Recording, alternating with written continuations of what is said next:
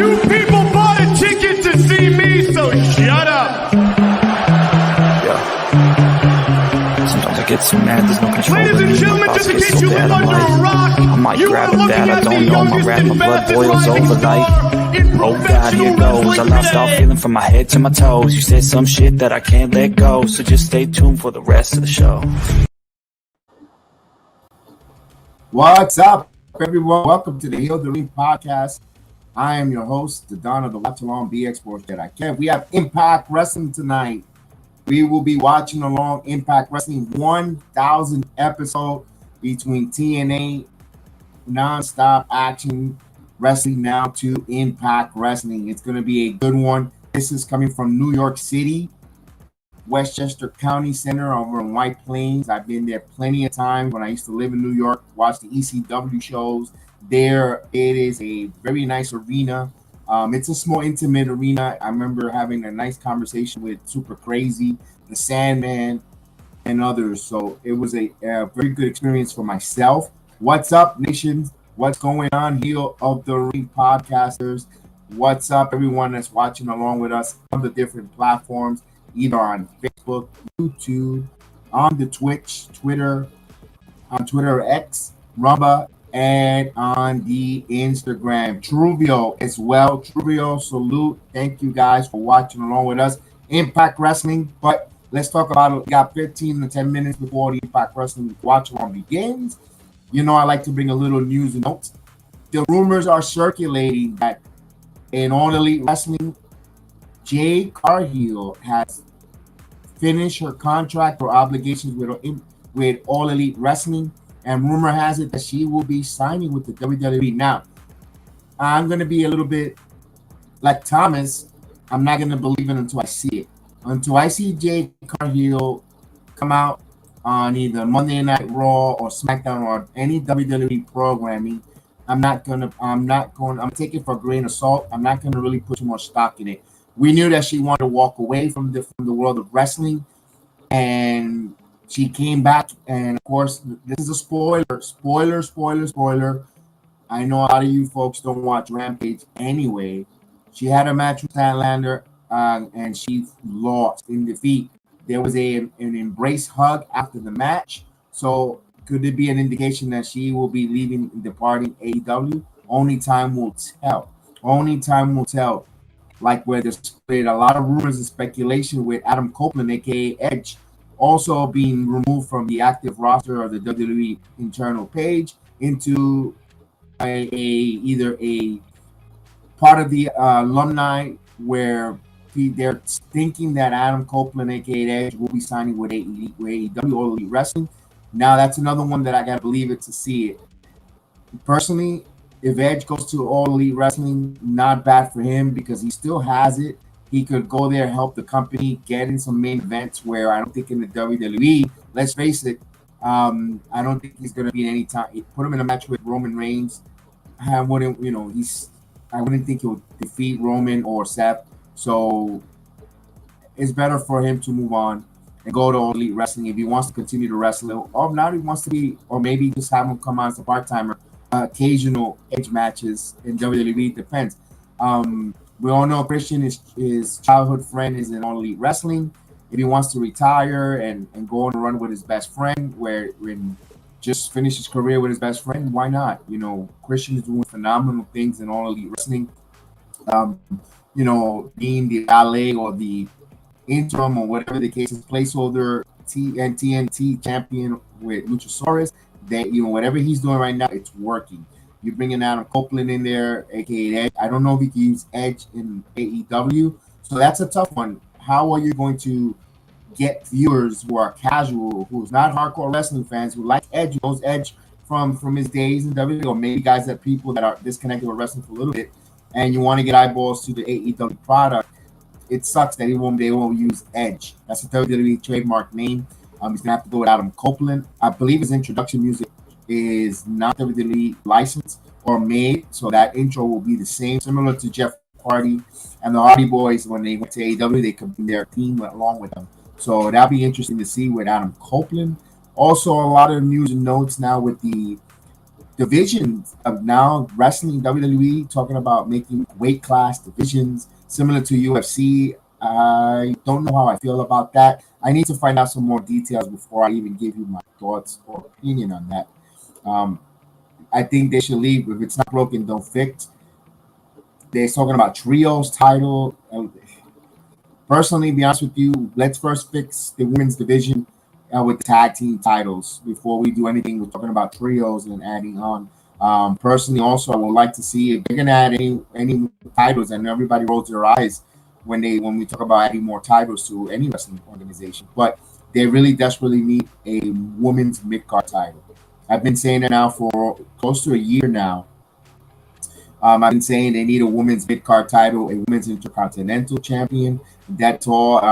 Because now that gives women opportunities to be showcased in that division, like a Tegan Knox, who they say they've got something in the works for Tegan Knox, give a push back. You could have Tegan Knox, you got the Shotzi's, you can have that mid card level women and probably get elevated the way Gunther has elevated the Intercontinental title. I'm a big proponent of that. There's a lot of talented women in WWE now. If the rumors are true, where you have a Jade Cargill coming to the company, Rhea Ripley, Becky Lynch, Charlotte Flair, now Nia Jax returns. See, there's a lot of heavyweight champion material, women's champion, Io Sky, and Bianca Belair. So there is a lot there where the top of the women's division is pretty occupied, and especially they're not making tag teams and making a women's tag team division where you gotta kind of then pivot to a mid card title.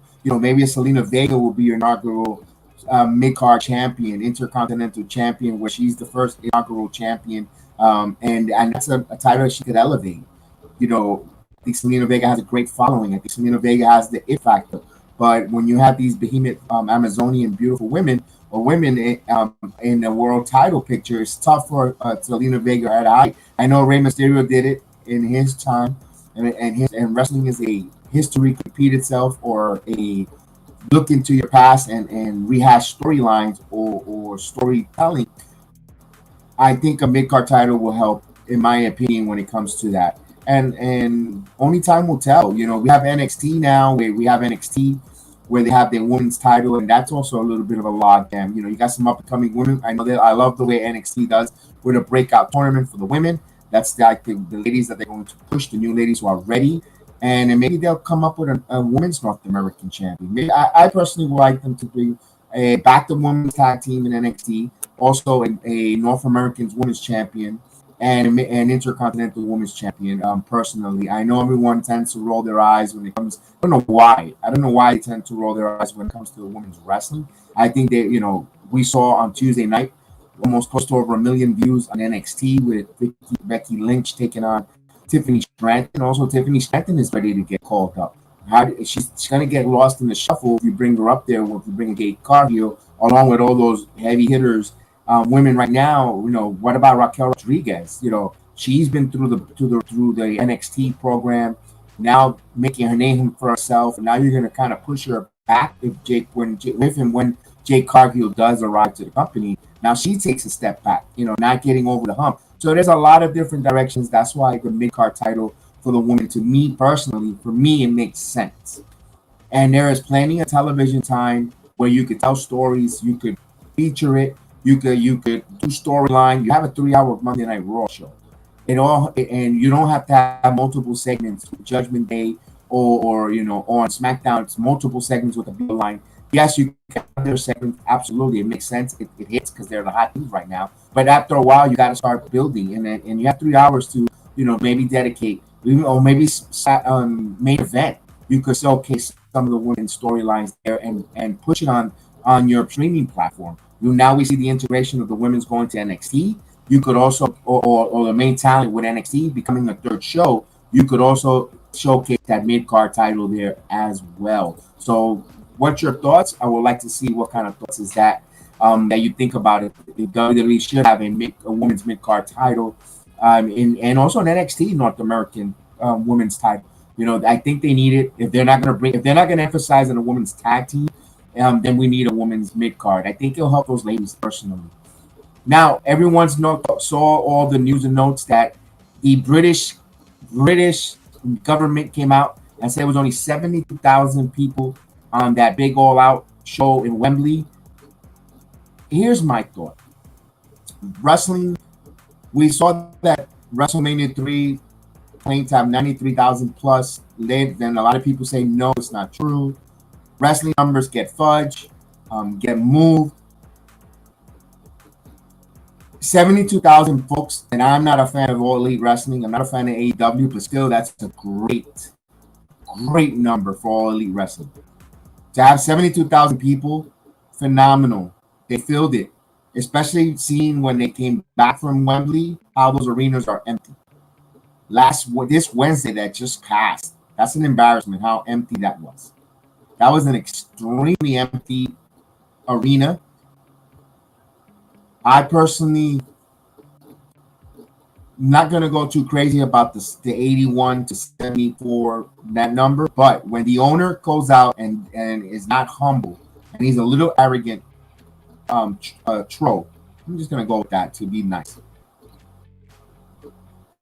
You get the backlash that you're getting right now. And the way everyone kept saying, "Oh, the largest crowd," and he kept growing over and over. Everything else was that you get that backlash. That's the problem I have when it comes to the con man. He doesn't know how to be humble. That's why I see why the wrestling community goes after him and they go after him hard. But that's still good number for them. They just got to take care of what's going on in the United States. My God, that place. I mean, it's empty. That's embarrassing, epic empty. And I'm curious to see what Arthur Ashe is going to look. I remember the first few years they went to Arthur Ashe. That place was packed. That place was lively. You know, folks were enjoying themselves. I think the first year they were in Arthur Ashe when they had the Grand Slam there, they ran out of alcohol, beer, and they had to sell hard liquor for the price of beer. So they did not anticipate a large crowd there the first time they were there, and they killed it out of the park.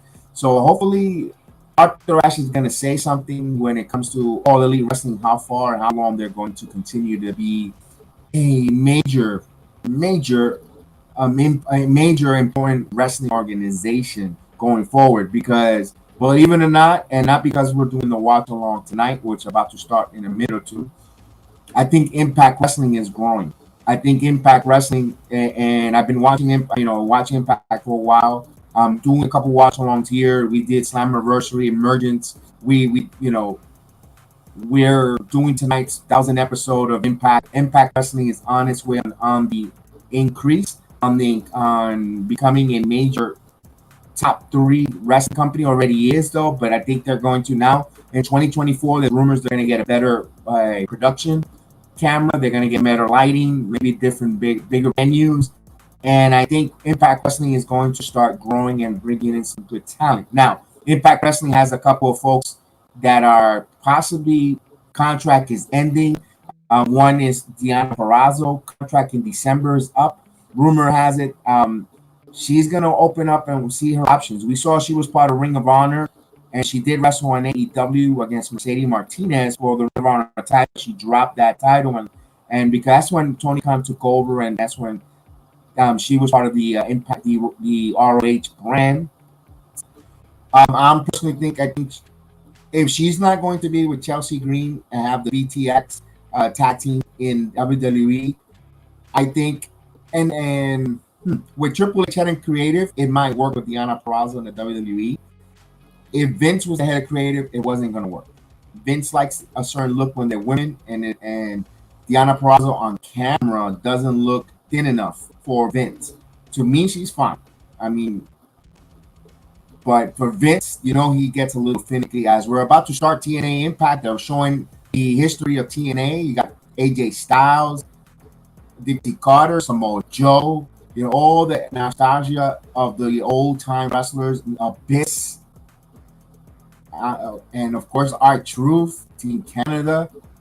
Let me ask you guys, what do you miss a lot? I kind of miss at first, like everything that's new, you tend to go, oh, that looks kind of weird. But the octagon ring that they used to use there, I kind of missed that with Impact. That was something different. It was something different. I think that's why Impact Wrestling really hit in a time when WWE started to become a monopoly, and they followed WCW, and then AT&A arise, and that ring was different. Of course, we've seen all the other wrestlers going to TNA, with the Hulkster, Christian Cage, Booker T, Ric Flair, Jay Lethal doing back and forth. TNA was great. Team Dudley, when Dixie Cutter went to the table, they're showing us that when it became Impact, when they took the TNA out, we got the Motor City Machine Gun, Jerry Lynn, Rhino, Cactus Jack,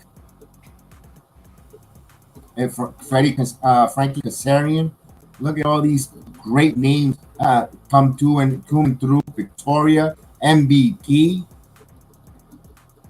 Mr. Look at that. Yeah. LA Knight, Eli Drake at that time, of course. The Beautiful People as Moose.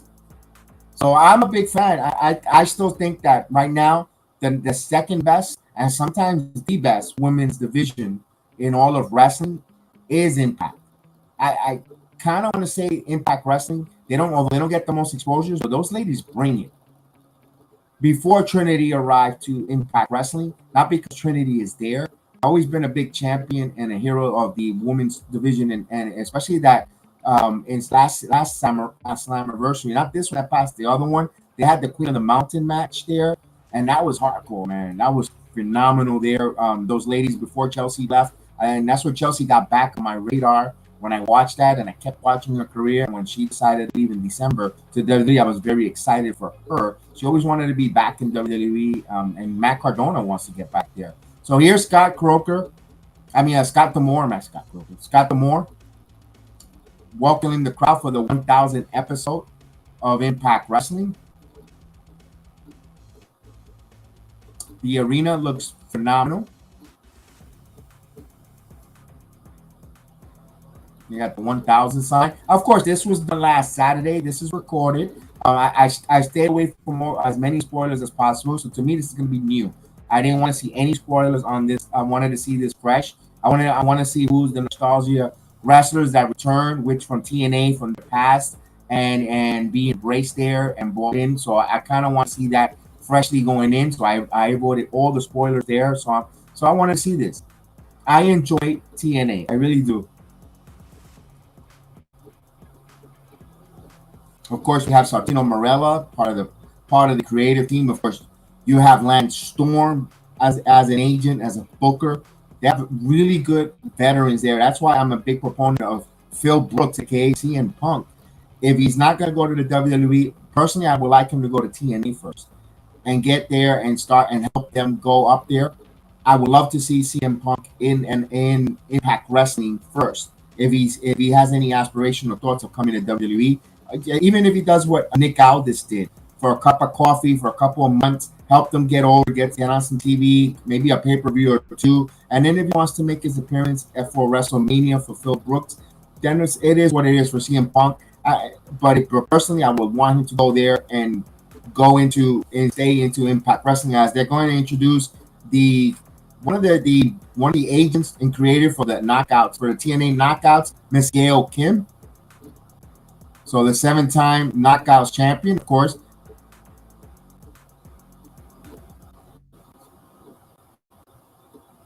So she was part of the first female main event for TNA Wrestling. Gail Kim. We saw Gail Kim in the WWE on her first night. She won the Divas title. So she has a lot of prestige history when it comes to women's wrestling, and a pioneer in women's wrestling for TNA.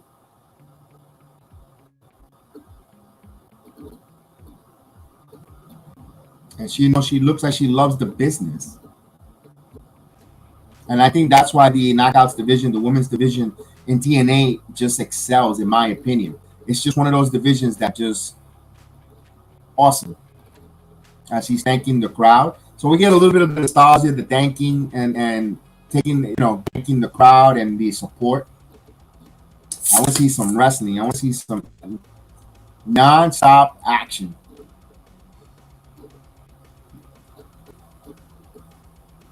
Now I know they advertised a 10-woman tag, and of course, Awesome Khan will be returning back. To me personally, in my opinion, folks, in my opinion, she's one of the top four women's wrestling. She's just one of those. I know I wish I would have seen a great run with her in WWE, but still, all in all, in the body of work when it comes to women's wrestling, all across the board, I think Awesome Khan is like number four in the Mount Rushmore of women wrestling. I know Mr. Jose Mello was asking that question, the top four women wrestlers, and I said, well, barring retired women, I think Awesome Khan. Now it was subject to change when Charlotte retires. She'll probably go into the Mount Rushmore. You know, we had China as always number one when she did, and when she crossed over the rest of women. I didn't go back. I didn't go. I didn't take Muller or Richter because that we're talking about attitude area where more the women wrestling became more and more watch or more mainstream and main event. So we were talking about that on a stream before on Mount Rushmore of the women's wrestling of top four women of all time from the Attitude Era, we could say, where they were being more featured in main eventing. And of course, it's gonna change once some of these ladies retire. You know, maybe you could push a Charlotte Flair already for what he has accomplished on one of those Mount Rushmore. But I'd take an Awesome Kong over Gail Kim personally, in my opinion. And I think she's number four. Number one is China, and then we had two and three were back and forth. You know, we were debating which we were going to use, which way we are going to go. Trish Stratus, and she could be moved out as we get the beautiful people coming out. Here we go. They're back. Angelina Love and Velvet Sky has returned, and the beautiful people. And they were one of the original ladies for the knockouts for TNA, and of course, they did a phenomenal job with working in TNA, and one of the highest rated segments whenever they came out back in the day where TNA was on Spike TV. So they were very influential women duos in wrestling. And you don't think a lot about women's tag team, but they are one of those iconic women's tag team. If you want to put there, you could, you know. Unfortunately, they didn't get the push that they should have gotten in WWE when they were there. But hey, you know what? They made their best going into TNA and making it work. Remember their gimmick. If you were not part of the beautiful people, they would put you on a paper bag. And Velvet getting into the ring and showing a lot of cheeks there. So the beautiful people in the ring.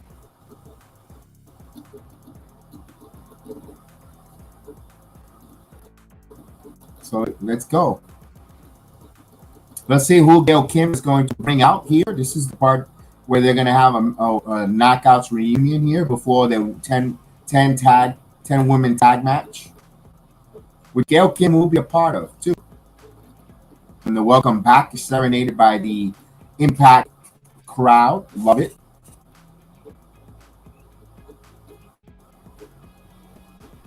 All right. So Angelina is cutting a promo. El Mario, the beautiful people. He likes the beautiful people. And he's telling me the Yankees are winning 5-2 in the second inning. Thanks for that update, Mario. I hope you're doing well, pal.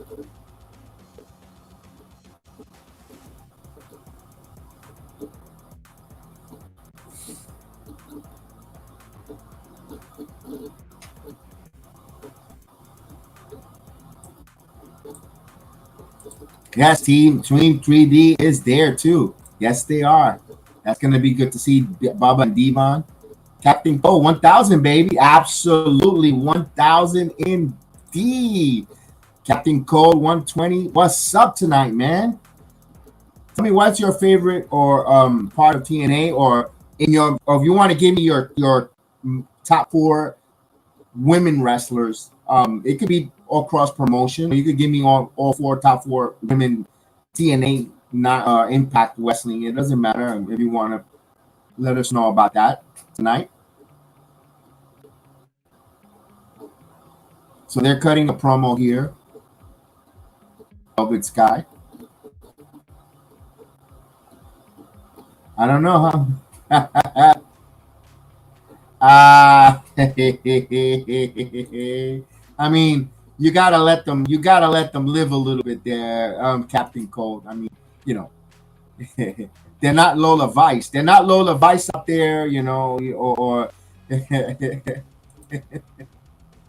that's not no Nikita Lyons going in between the ropes there. You know what I mean, Bob?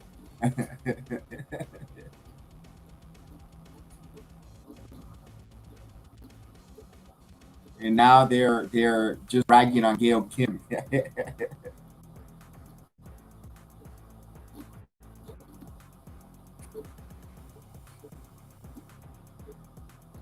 Yes, Stream 3D will be in action, Lamario. Oh, we got another interruption. Who's coming out here?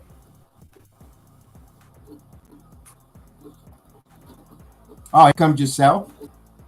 Here comes Giselle Shaw. Yeah, in TNA, yeah, she's on Mount Rushmore. I agree with you. I agree with you. What happened to the studio? I agree with you there. In TNA, it is Gail Kim. Uh-oh. Here comes don't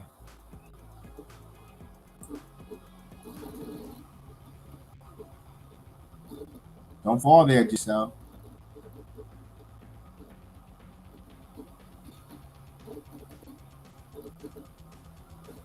All right, he's welcoming back the beautiful people.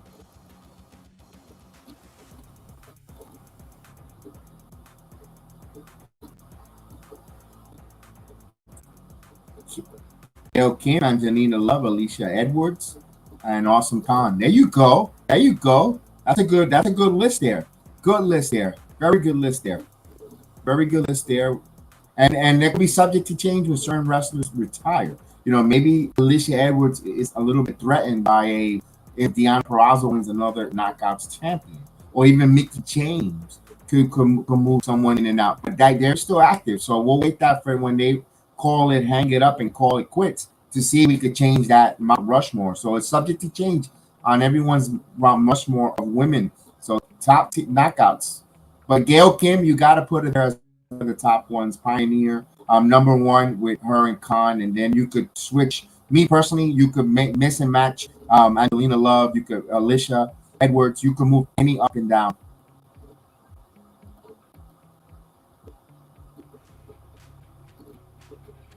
So they got back and forth promos here. No wrestling action, just promos right now. A little nostalgia.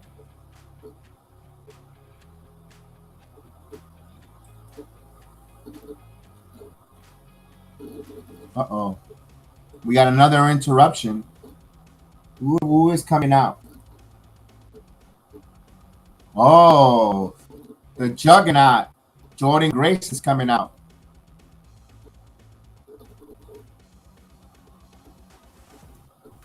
So Jordan Grace was returned back. Had a hell of a match on last Friday night against Deanna Purrazzo. My God. That was a hell of a match.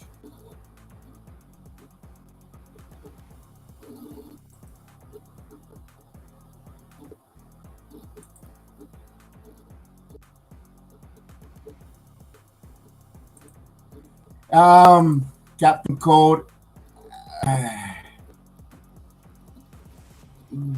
Captain Cold, I think they want to play that role because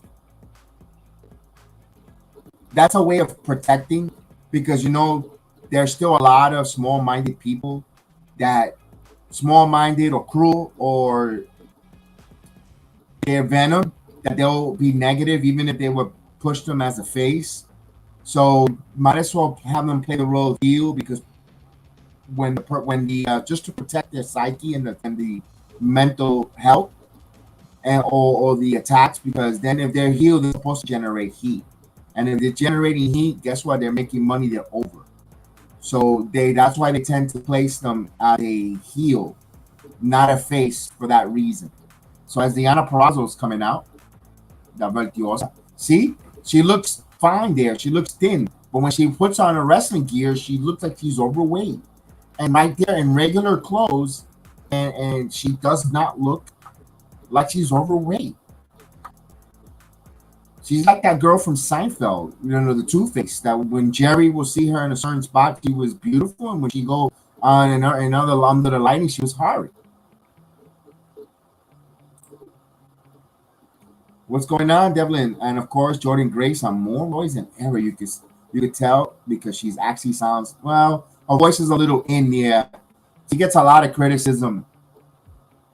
She gets a little criticism on the internet on that.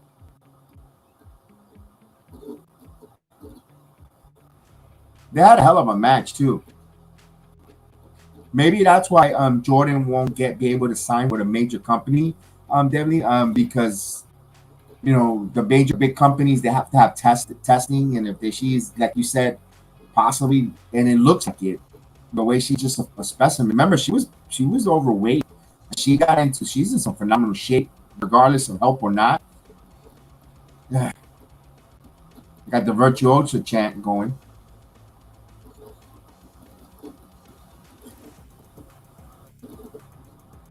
Oh, she might have been more. She looks more stiff. I agree. Maybe she was a much more better, a little chunkier, but she was more stiff. She was stiff, and she looks more stiff. That match with Diana looked a little stiff. I'm gonna give that to a little ring rust, because she was off for a couple of weeks. But yeah, maybe she's got to tone it down a little bit, or because if she wants to go to a major company and make some big money, yeah. Here comes Trinity. Now, I don't know about you guys. I kind of like, can you evolve already, Trinity? I mean, the strip club glow and flow thing. You're the Knockouts champion. I understand you want to be fun and loving, but I'm kind of like, got to change something. Trinity's not hitting it for me on all cylinders. I can see why New Japan Wrestling did not want to pay her demands and did not bring her along with Mercedes Moné. I can see why. There's not, it is not poo-pooing on her, but I don't know. There's something on her entrance. It's like, okay, girl, it's enough already. You got to change a little. You got to reinvent yourself a little bit because you're getting a little older and you're champion. Don't get me wrong. It's not. I'm not feeling it. I like her in ring, but the other stuff before she gets in the ring just has to change a little bit. All right, so the Knockouts champion's in the ring here, and she's helping getting eyeballs to the product. I like the fact that she's bringing eyeballs to the product and getting people to watch because of her name, but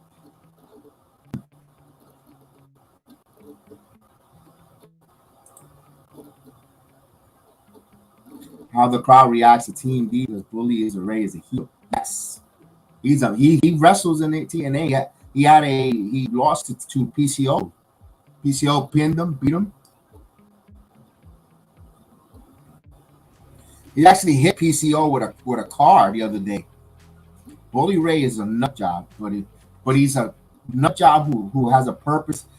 And boy, if he becomes an instructor, he's going to be a hell of an instructor, a booker.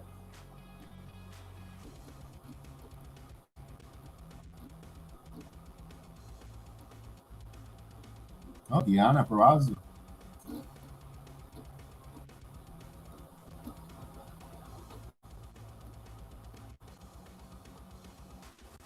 Wait a minute. Here comes Awesome Kong. Here is, yes, little older looking, Lito, but she is still a specimen.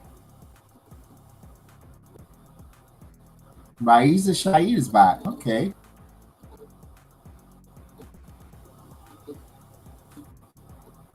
All right. Also, Khan making her ring, working her way to the ring. They're going to take a commercial break. Man. Yes. We're kind of leaders of Ace of Ace. Got a pin on Hulk Hogan.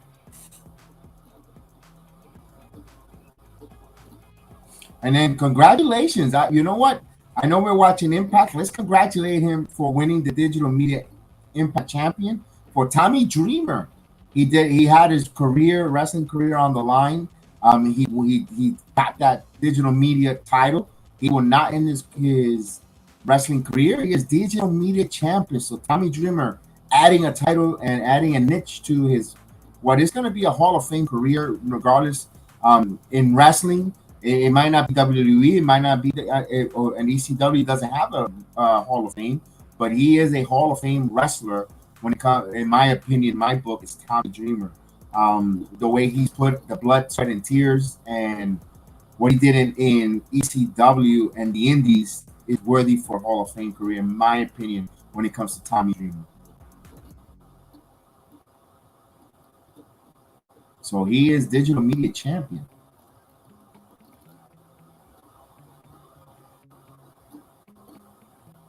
Yes, he is worthy of Hall of Fame. The man can. Yes, when he is a flag bearer when it comes to ECW, Tommy Dreamer is one of the originals there. A flag bearer. When you go look for the story that is written, that is told of ECW, Tommy Dreamer's name is all over it, and that's what makes you defined as a pioneer, as a Mount Rushmore, as a Hall of Famer. It's Tommy Dreamer, absolutely, with that. Congratulations to him winning that title at his age and his time of his career and his final of his career in wrestling. Great job there. That was a good match too. I saw the replay on that match when he got. I saw the wrap up, the finishing part of that match. It was pretty good. Pretty good match with Dream. All right, so they're in a commercial in my end here on Access. I got it on Access TV. I know some of you guys might be watching it on the YouTube channel or just watching along with us.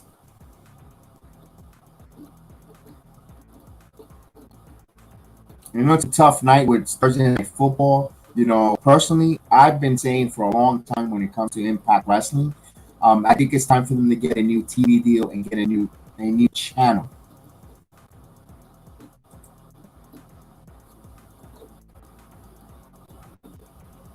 I don't know if it's possible, Captain Cole. I don't know if it's possible to make them a face. You could, but you could, Captain. There's going to be one that's going to be so popular and get over with the crowd, no matter what. As long as someone puts the work in, safe, entertaining, they're gonna get over with the crowd. They will be a baby face, but for the protection of people being nasty, let's face it. We know we're in a cruel and cold world. You know that. They put them bookers or agents just for protection and people for not getting thrown with stuff, you know, or you know, these days now they protect a lot of wrestlers' safety, but still little Neanderthal people out there. They'll put them as a heel just for that. So if there is a few people with venom, with hate, they'll think they're supposed to boo them. And then the folks that are there just to be part of the show and get entertained will just start booing them. So I think that's why they tend to be in that area as a heel. But not really. Sonny Kiss was with the Mogul. I guess with Parker Brodeur, with the Trustbusters. There you go. Excuse me. It was the Trustbusters, and they weren't heel though. Although I'm gonna be honest with you, Captain Colt, I didn't watch a lot of the Dark Elevation, just the YouTube AEW show. I did not. I'm gonna be honest with you. I'm going by what I'm hearing from others and what I saw, the little bit of exposure that they got on Dynamite and Rampage that I did watch when I saw Sonny Kiss and the group that came out with the Trustbusters. I thought they were heels. But you saw how quickly Sonny Kiss wasn't being used on over-the-air TV on Dynamite or Rampage. They kept it Ring of Honor and once in a while. But I gotta give kudos to Impact though. Giselle Shaw is up in center and she's the main eventer. Main evented some matches and main evented, and they push. And Giselle has been a very safe worker. You haven't heard any incidents where any of the performers in the ring were injured whatsoever. So, oh, wait a minute. Tasha Steele is back. All right. I was wondering where was she?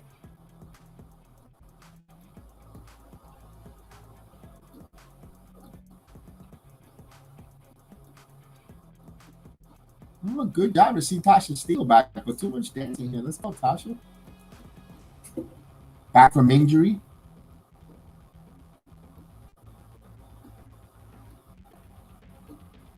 Good job.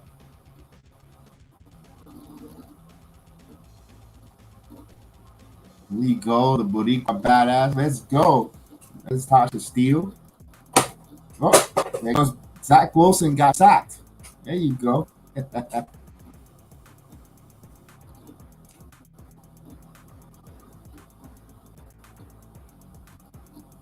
All right, well, we're talking about them changing the channel. They can't. The company that bought Impact Wrestling was the company that airs Impact Wrestling. Anaheim is Anaheim in group, but they do need Captain. They really do need a good channel, though. I mean, they need a major network channel because I understand it's not costing them a lot of money to run Impact Wrestling there, Captain. But man, I don't know if you watch on Access. There is a lot of issues when 2 weeks ago, or was it last week? You couldn't hear it, you couldn't see it. The production was bad. There's always, if you go on Twitter X, when you see that they're always trending for the negative reason. In fact, we're on Access TV. It's just the channel itself, the way they broadcast it. They're not in major. I don't think they have a contract when it comes to Time Warner. I think it's just DirecTV. I have DirecTV, so I get to watch the I have Access TV, but I don't think Access TV is all across all major of the cable companies. And right now you need eyeballs, especially when you don't have a streaming platform for Impact Wrestling. But if oh, we got someone else coming out again. Okay. Mickie James is back.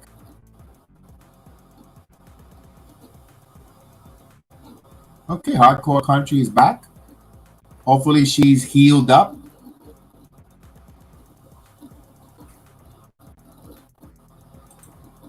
If Sexy Red was a wrestler, Tasha Steele. She gives me that vibes too. So here's Mickie James, hopefully healed back from an injury.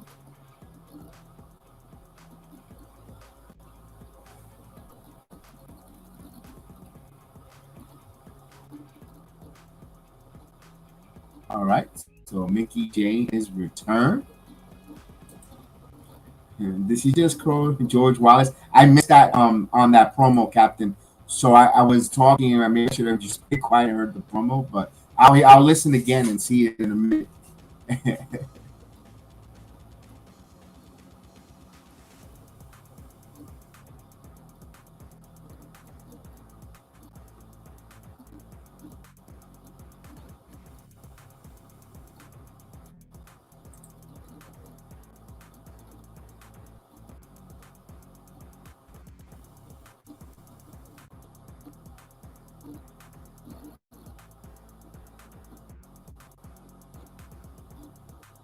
All right, so a lot of talking here, not a lot of action. I want to see some wrestling. Let's go. Although the crowd is loving it.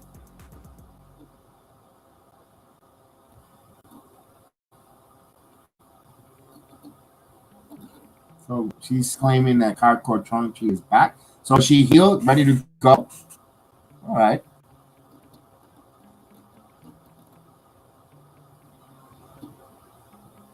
That's what I was asking too, Captain. What is she wearing? I don't know, because that don't look like no Hardcore Country to me. She looks like a hot mess there.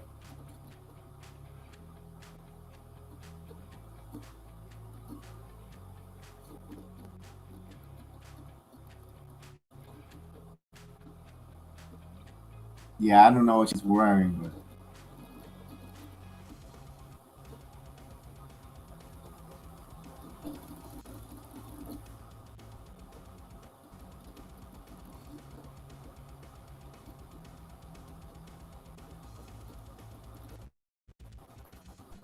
well, this 10 woman tag better be awesome.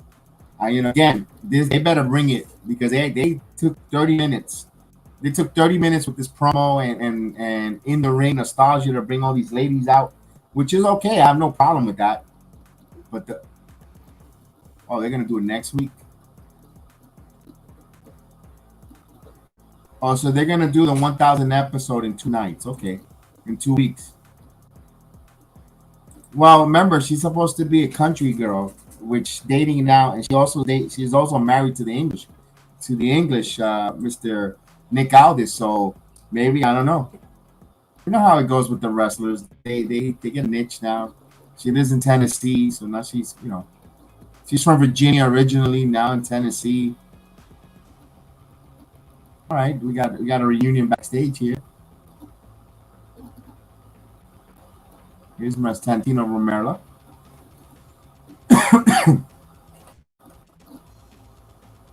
Uh-oh. Somebody dropped the beer.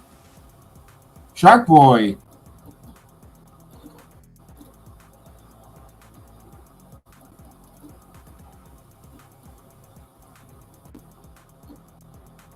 There you go. Shark Boy is back.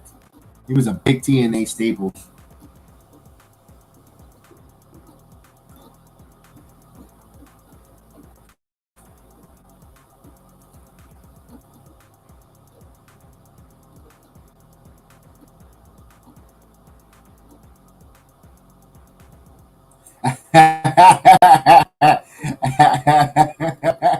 Oh, Captain, man. I would love to highlight that one, man. Her Alexi Lorray days. That's a good one, Alexi Lorray days.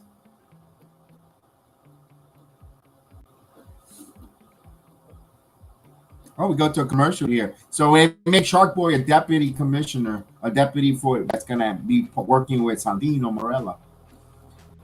So I guess this is gonna be the 1,000 episode is gonna be broken into 2 weeks. This week, and then the match for that 10-woman tag match will be next week. It looks like it because she said next week, which they were all done in the same night. It was a phenomenal night on last Saturday night in Westchester County Center. And I believe they're taping tomorrow night or Saturday in Tennessee. So they'll back to the Impact Zone. They'll be back.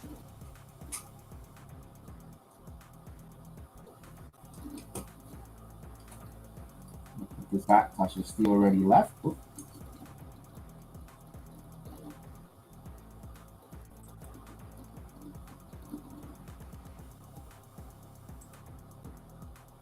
All right, so we wait for commercial. Hey, so we'll talk a little bit about the world of wrestling other than Impact. We see that the merger is complete. TKO Holdings now with UFC, WWE. Vince McMahon no longer the majority owner of WWE, not an owner anymore, an employee.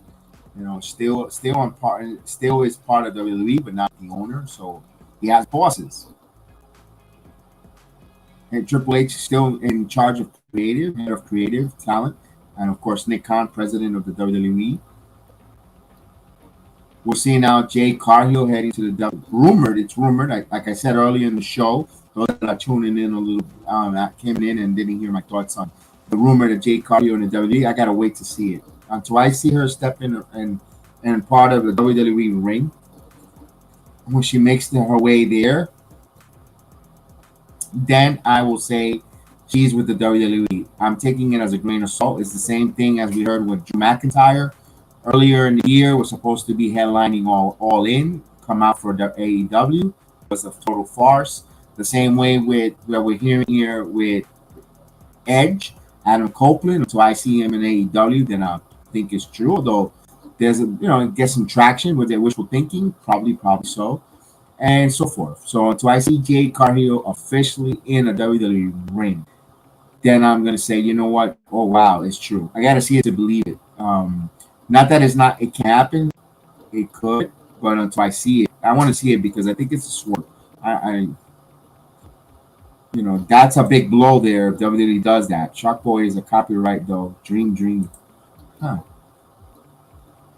So I gotta see when that happens personally. That's a blow right there for All Elite Wrestling, because I think regardless if she goes to WWE, they'll use her immediately in the right way. She will be a marketing tool that they will use to market her and just get her over. You know, even though her in ring might be was bad, but listen, this is a company that had Lana wrestle, and she was not no picnic in the ring. You know, so they had her with a lot of matches. They brought back Nia Jax, where a lot of the wrestling world is not a big fan of hers. Um, got a Dade Cargill. They won't use her right. WWE won't use her right. I think they will. I think they will.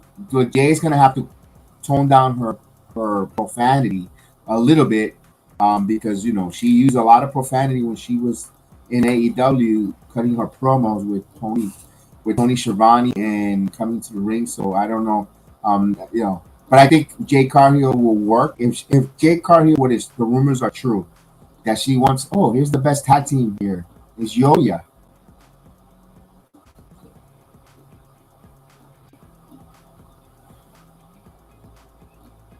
Well, I mean, I of course I have a lot of faith in WWE. They've been 9 million.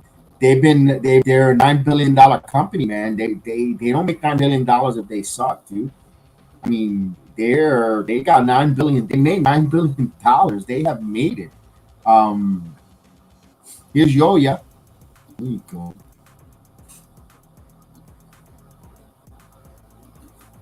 They're so cheesy that I like them.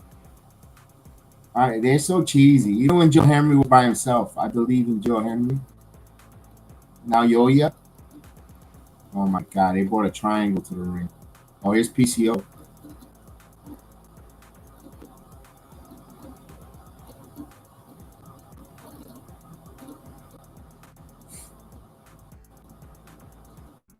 Oh, PCO.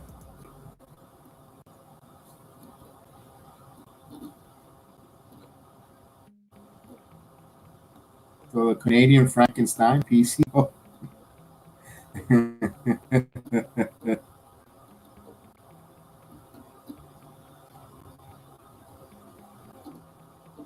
So it's feast or fire.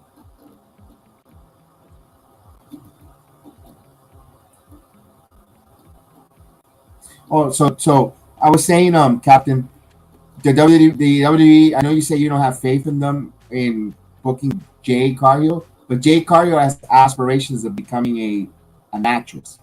She wants to be part of. Look at PCO taking out a whole mess of wrestlers there, and now the feast or fire now going bananas. People got to climb up and grab a briefcase. So it's all chaos there. And she and Nick Khan has a lot of ties with the industry, with the movie industry, and we've seen the success of WWE wrestlers in motion pictures, of course, and so forth. I think that's what Cargill wants to go that route, and that's probably why she's probably going to WWE. Now she had a chance to go to WWE years ago, before signing with All Elite Wrestling, but it was a NXT contract. She didn't want to go to the NXT ranking. She wanted to go, and AEW brought her up and put her right into the main roster. When she started, you know, there is no developmental, even though she really hovered a lot in Rampage, but still, I mean, that winning that streak that she had, it's impressive for her to have those matches. And you know, I know there was a lot of handpick and a lot of rolling of your eyes of some of the squash matches for Jade, but still, she's a specimen. All right, so now everyone's climbing. There's four. This match here, the Feast of Famine, is there's four. There's it's like a Money in the Bank briefcase on all four corners, and there's contracts for title matches. So it's all the wrestlers for themselves, and they're all going out there. It's like a Royal Rumble Battle Royal, Money in the Bank. Impact comes up with some great different types of matches that will get like, oh, okay, interesting. Oh, Poison Rana. Wow, Poison Rana there on Taurus. Laredo Kid on Taurus. Oh,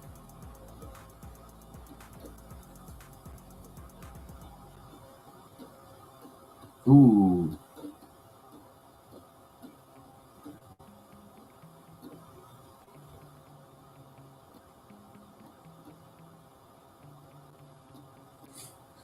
So you got a lot of different wrestlers. And look at Johnny Swinger in the match. Johnny Swinger in there wrestling, the veteran.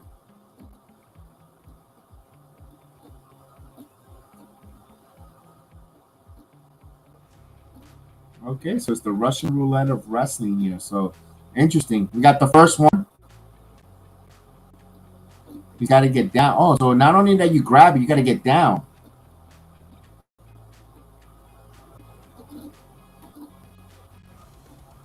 So he has to get to the floor now. He made it. So Chris Bay has a briefcase. 3 more briefcase left. They don't know what's in it until I guess the end of the match. They reveal what kind of title match that you're supposed to have. All right, I like this about Impact. They do something different. It's different. It may be cheesy sometimes, or maybe not, but they're trying something different. They're not your cookie cutter, copy and paste WCW to WWE type of thing. I like it.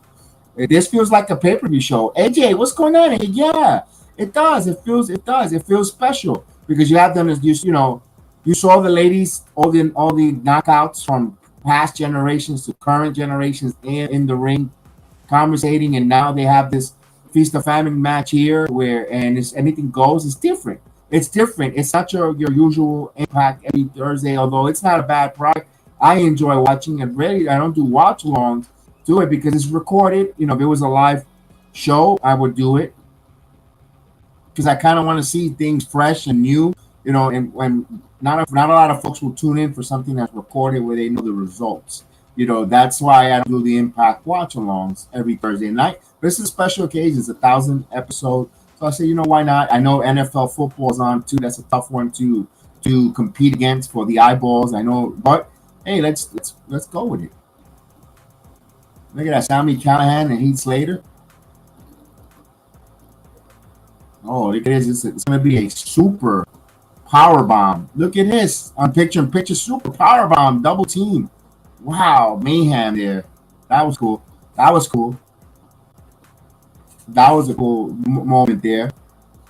Let's see if he's saying that Sami Callihan going one-on-one. There you go. Sami wants a punch in the face. And now these two slug it out in the middle of the ring.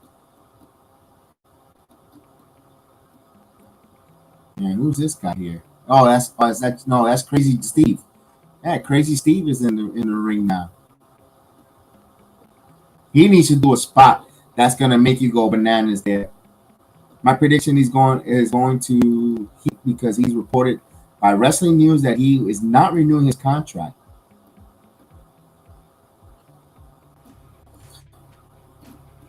I think he is. Let me ask you this. Heath is where you think Heath will go, Captain? He's gonna get lost in the shuffle in All Elite Wrestling. Oh, we got Crazy Steve with the briefcase, but he has to make it all the way down to the outside and land on the floor as he's starting to smack people with that briefcase. Now he's being confronted there. And WWE, he's not gonna get anything push. He's not gonna get a real push there. I don't think they don't value him as a main star, a main eventer. I think Impact will be a great place where he can make some money, unless if he goes to NXT to help. But I don't know. As Crazy Steve is shanking people with forks. He's forking people. Crazy Steve. Now you got Moose one-on-one, and Moose just gets out of his way. Wow, Moose is smart. And Crazy Steve gets a briefcase with a fork. He needs to provide. I don't know where is he going. He needs to provide for his kids. Yeah, and he can't go to New Japan. That's too far of a trip for him with his kids. There's Moose. Oh, Moose now. A tree of walls here. Here's Steve Macklin. Macklin now. It's got Moose in a trees of walls. Oh, what a spear by Steve Macklin. DDT. Oh, Jonathan Grissom unload the forearm. Oh, we got some good spots. A high knee.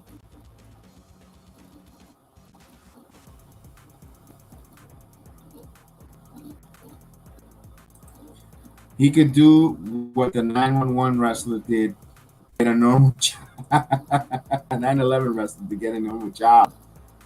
He's not. He's gonna stay wrestling. Oh, look at Johnny Swinger. Johnny. Johnny Swinger with the sleeper hold. With a classic sleeper hold in the middle of a match like that. Okay. Oh. There's this fake Shield guy. From Bravo. Alpha Bravo. Someone told him, man, listen, the Shield wants their gimmick back.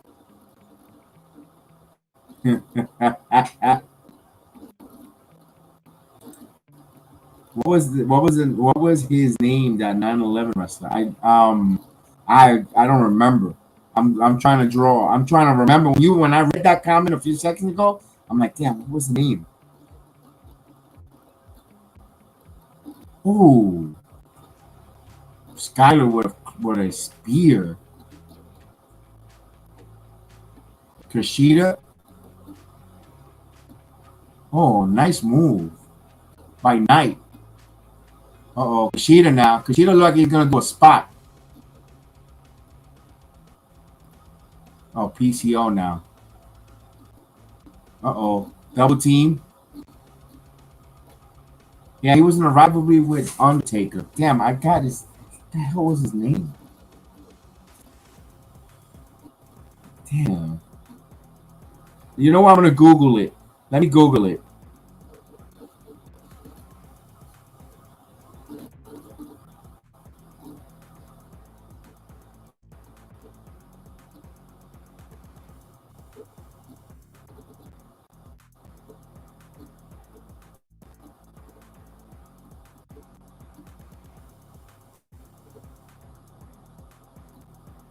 You mean Tombstone?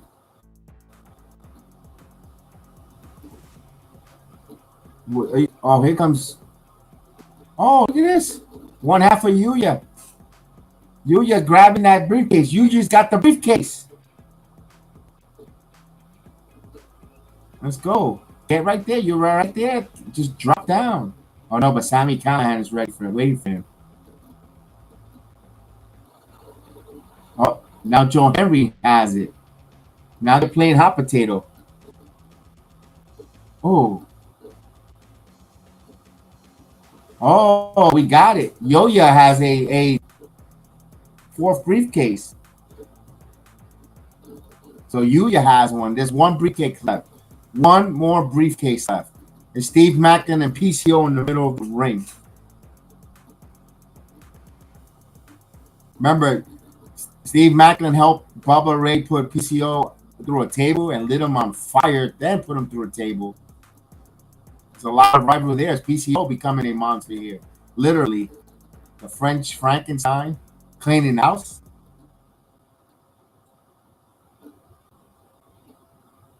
This guy's dancing to PCO.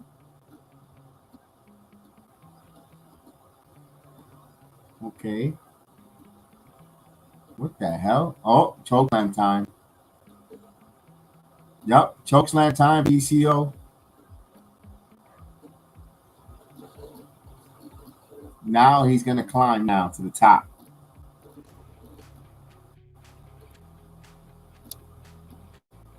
That one went. Oh, Sami Callihan now. And PCO. PCO is going to take a bump. I got to say something. PCO takes the most craziest damn bumps in wrestling.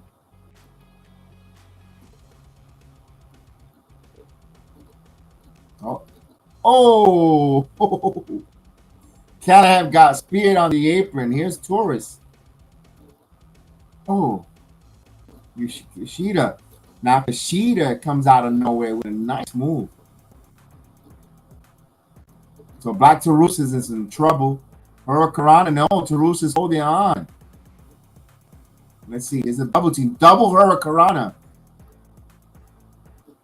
Kevin Knight came out of nowhere with a double Hurricanrana with Kushida. Got Black Taurus now down, and now he's going for that last briefcase. All right, so we're gonna see. Oh, wait a minute. Macklin just throws his ass down from the top. Damn, that was a high fall for Knight. You could hurt an ankle big time. Oh, Slater. Heath is coming now. Heath got kids. He got some kids he got to take care of. He's fighting with some purpose against Steve Macklin. Oh, what a nice slam by Heath.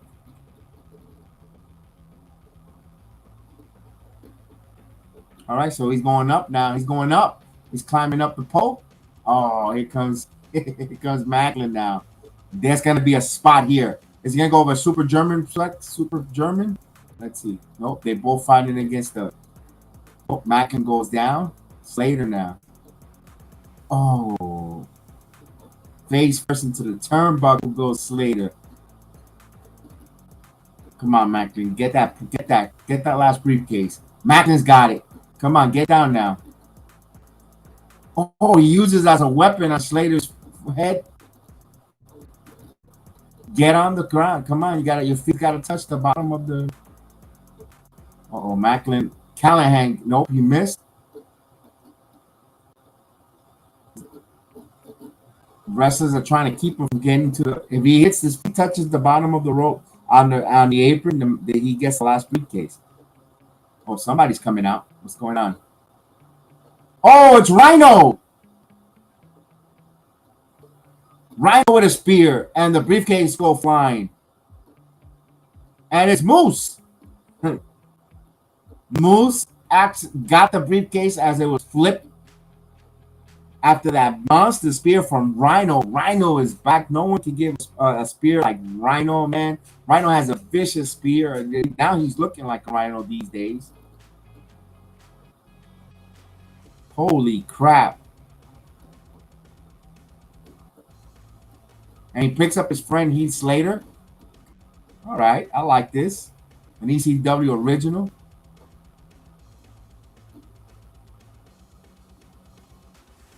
Eddie and Alicia versus the Kazarians. Leo Rush and Chris Sabin. That's a good match.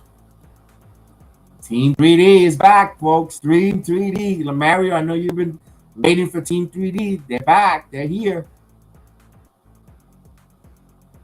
Devon, get the tables.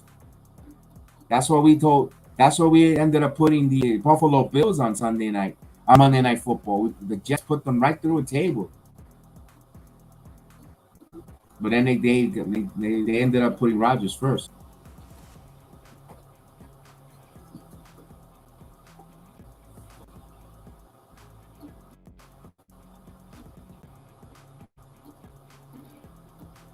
So Rodgers did have his ankle surgery. He had his surgery done already, huh? Now the big question: who's getting fired? From which company? WWE?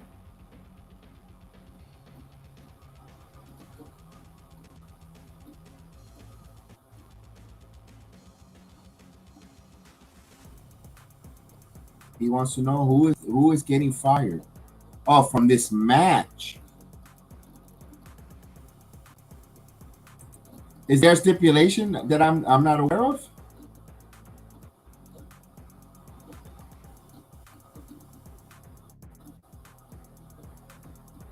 Oh yeah, with the Heath Slater winning that.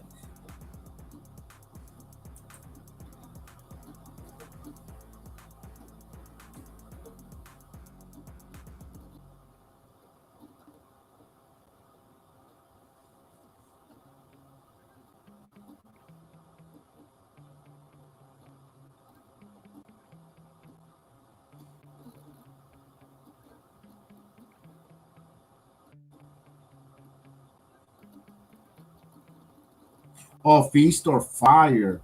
Oh, in the name. Oh, okay, got it. It's in the name. One of the briefcases is a pink slip. The other is title shots. Oh, I didn't know that one. I know. The name says feast or fire. Let me take a look at it. Let me see. It was Moose. Holding on Moose. Why would Impact get rid of Moose? That's a big mistake. Both Dudley Boys signed Legends contract with the WWE. Both Devon and Bubba Ray both signed with WWE Legends contract, so they're both officially part of the WWE. There, we know Devon was a producer / coach for NXT last year. I used to see him when I used to leave the Performance Center on Tuesday nights after the NXT shows, we will see Devon. I saw him with his son several times, plenty of time with his young son in the summertime. He was a producer, worked a lot hand on hand with a lot of the 2.0 talent, where with Mello, Carmelo, and others. That's why he's been a big implicate on getting those guys ready with the psychology and the storytelling. I don't think he's still there. He has a wrestling school here in Florida, in Kissimmee, Florida, as well, not far from the Performance Center. But I don't think he was. I don't think he still was working as an agent with. I don't think he's working as an agent with WWE. I'll double check that. I'll let you know back on that. But I think he as a agent or as a producer. I think ended last September, but he's back. Devon's son tag team wrestled, saw that at NWA a while back. No, but he's talking about his younger son, AJ. Talking about he has a little son, like around 7 or 8. When he leaving.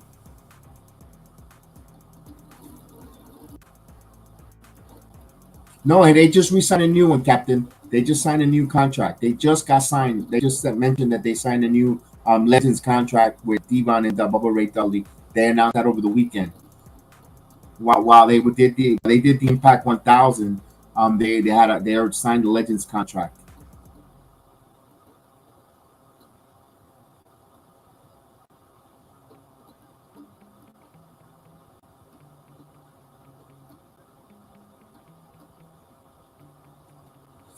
So let me see. I'm trying to think of the contract. I wonder who gets fired. Who gets the pink slip?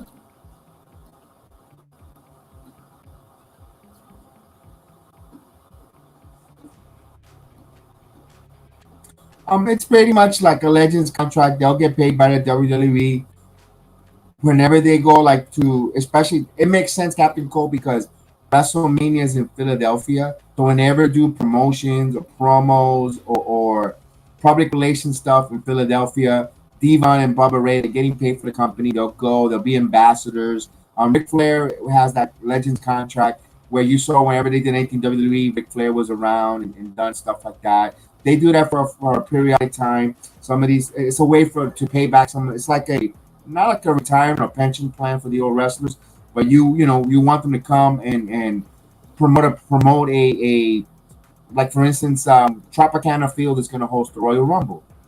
And Devon has a school here. Bubba, I believe, I think he lives in Tampa from time to time. I still think he lives in New York still, but the point is, when they're going to do promotions with City and stuff, they'll send them as a Legends contract to be part of that, and so forth like that. They'll make that, they work public relations a lot when it comes to their league. They could go to the Performance Center if they want to be coaches.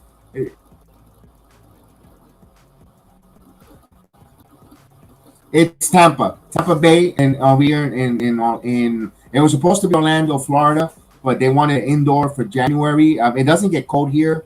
There's some time that it does.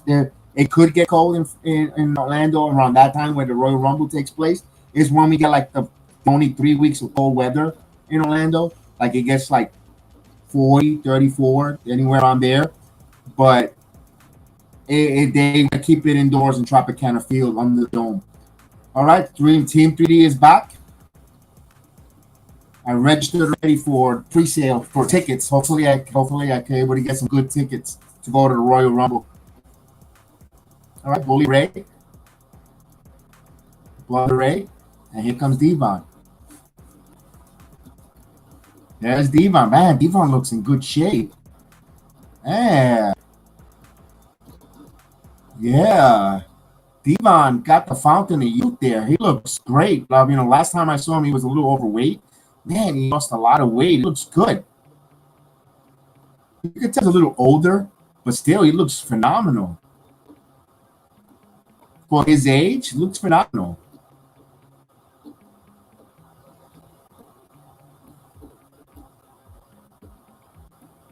This is going to be a fast match. You could tell. It's going to be it's September. You know what time it is. It's pumpkin season. So it's going to be a nice squash.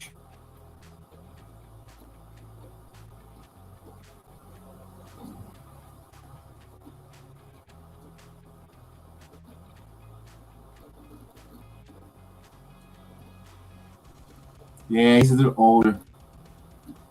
Ah, that's cool. We could,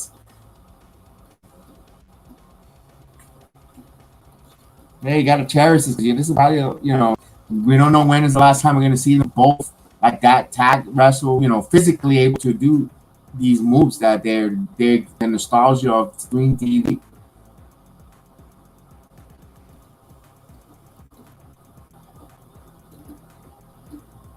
One of the most recognized, decorated tag teams in the world, the Dudley Boys. Take a little bit of a line from Busted Open.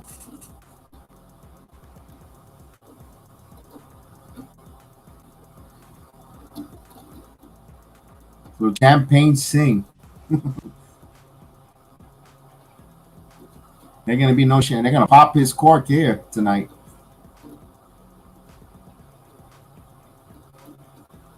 Born for Glory, October 21st and the 22nd Fallout. You know that Will Ospreay will be in Chicago, so that's gonna be fun to see Will Ospreay returning back to Bound for Glory and Impact. The question is, will he have that false tattoo on his arm for the wrong attendance amount? There we go, Devon in the ring now. Devon working on the arm. There's Devon working on the arm on Champagne Sing. Let's go. Break that arm. There you go. Good right arm there by Devon. Oh, Devon still has it. Oh, now Champagne got a kick in. There you go, double team. Let's see how Devon breaks out of this one. Oh, double clothesline. There you go, Devon. Oh, here comes Bubba, aka Bully. Oh, 3D.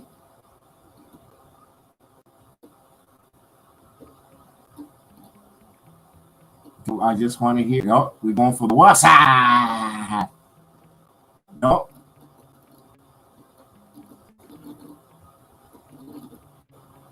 No. Champagne Sing got Bubba. Oh, snuggle from the top rope. So we didn't get the what's up yet.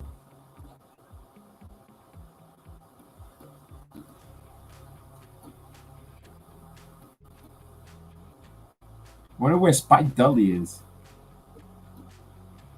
I remember Spike Dudley always had battles with the Dudley Boys in the early ECW days, man. Yeah, Sign Guy Dudley, Big Dick Dudley. You got so many different Dudley.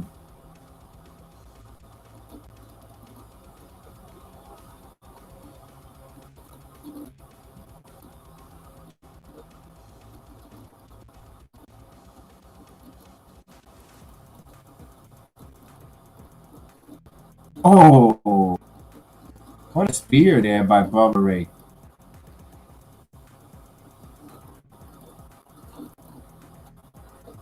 Oh, Devon gets the hot tag. Here we go. Let's see. Devon unloading some right hands on that hot tag. Let's see. Here's Irish whip reversal. Devon moving a little good there. Oh, shoulder tackle by Devon. Oh, net breaker by Devon. Let's go. Clothesline by Devon. I like to see this, man. I like to see these old timers going there, man. Again, just remember how they were, and boom, what a slam there by Devon. Go for cover. Oh, that was a really modified spike buster there by Devon. Oh, here we go. It's time to testify. Devon going up to the top. There's the Wasa. And there goes his yams.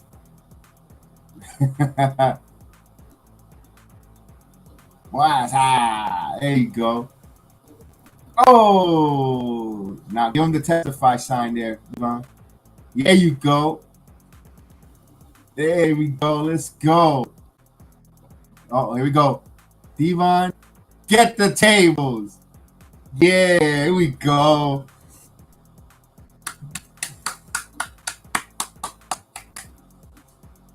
Hey, I'm sorry if I'm marking out because that's Dudley Boys, man. You gotta celebrate these type of legends, man.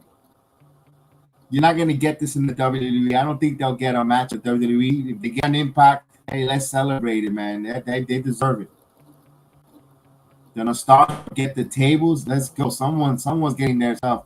Put it through a 3D to a table. Who's gonna be? It's gonna be Champagne Sing. Yeah, get the big guy. Make the big guy go through that. Here we go. Here we go. 3D. Oh, 3D time. Here we get a pin first. 1, 2. Dudley Boys get the win. Now somebody's got to go through the table. Let's go.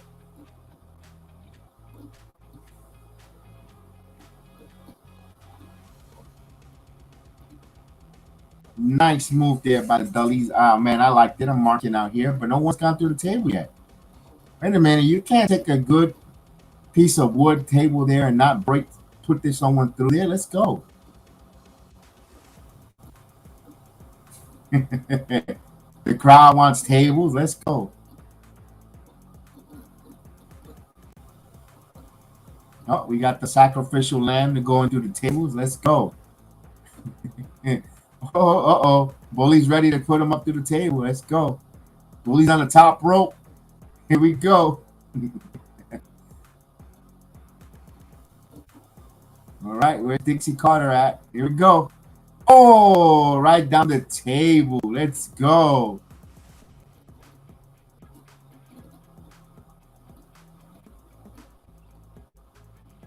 All right, so Team 3D did it. Let's go. There you go, Devon. Looking good there for your age. Good. There you go.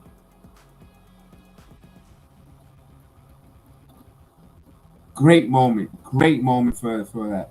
Oh, he's the walking weapon. Uh-oh. Got the Rascals, the tag team champions, Trey Miguel and Zachary Wentz.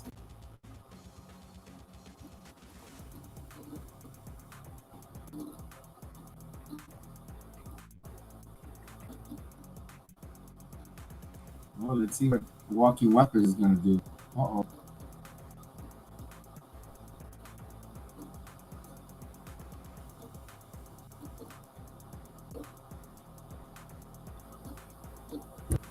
Uh-oh.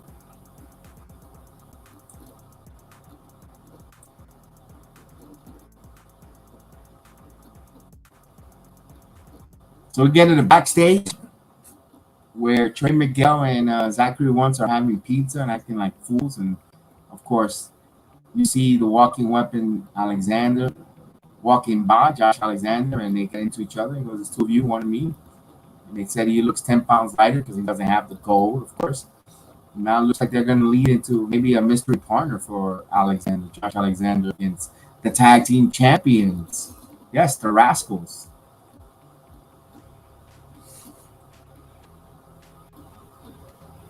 As we saw, if you're keeping with the NXT product, Wesley cleaned out his locker, said he was going home. He's done. I don't know that's storyline, but man, you know that he was part of the members of the Rascals. So stoners are so annoying. Bro, look at Matt Riddle. He is the most annoying one of them all. Yeah, that's what they are. That's their gimmick. Yeah, immature stoners. I don't know about Riddle. I think he lives it. I think he actually, he acts that goofy. Said, he had that incident. Speaking of that, he had that incident in JFK with the Homeland Security in the terminals. I don't know if he wasn't cooperative or whatever happened, where he wanted, I guess, to be searched or follow certain rules, and he wanted to use his WWE status. Be honest with you, when it comes to Homeland Security, no one's above it. From celebrities to anyone, diplomats, you got to go through the Homeland Security. It's an even playing field there. That's why Becky Lynch didn't go to India. Becky Lynch had a minor tear on her passport. And because she had a minor tear, a little rip in her passport, and couldn't get it fixed or get a new one in time, expedited, she couldn't go to India. No matter who you are, international rules, if there's an issue with your passport or anything could be docked, you're not going to get opportunities to go travel or go into another foreign country.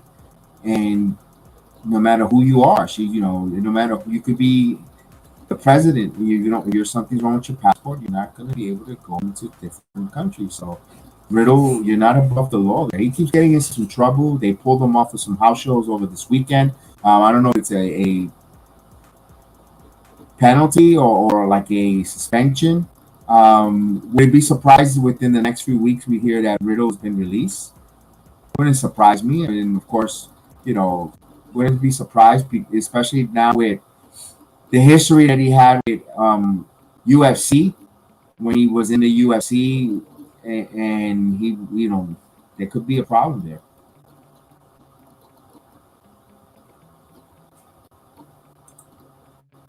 Mr. I smoke weed, so I don't be. Oh my God, that's Mr. Riddle. Yeah, unfortunately, he had that situation there. He hasn't been. It hasn't been. He doesn't have a good trajectory outside of the wrestling world. Well, we saw what happened with his family, his private life. Needs some help. When last year Clash of the Castle, he failed a drug test. Wasn't able. Got suspended. Or his match was pulled, suspended from the Clash of the Castle match. Then instead of he keeps getting into a bucket of bad luck, bad situation outside of the wrestling world. Now he's with the adult film star. Now he's expecting dad from her. They're about to have a kid, and so much. Riddle. I can see why the WWE doesn't cut ties with him immediately or sends him packing, because they could put a downward spiral on Riddle where the worst of the worst when it comes to folks that they seen this kind of film before with other wrestlers. Not to point fingers, is not the same situation, but Soraya had a cocaine and drug problem, and WWE stood by her and helped her rehab and helped her, and they paid her for being injured and out there and get her life clean until she wants to wrestle, and her contract came up, and they parted ways mutually. I don't know what they'll do with Riddle, but hopefully they could tell that they want to get the guy some help, and he just can't help himself. He's taking pictures of him helicoptering with his ding dong, and sending it on Instagram, on social media. I believe it was with TikTok or no Snapchat. I mean, Riddle, come on. But here's Josh Alexander coming out, man. The walking weapon.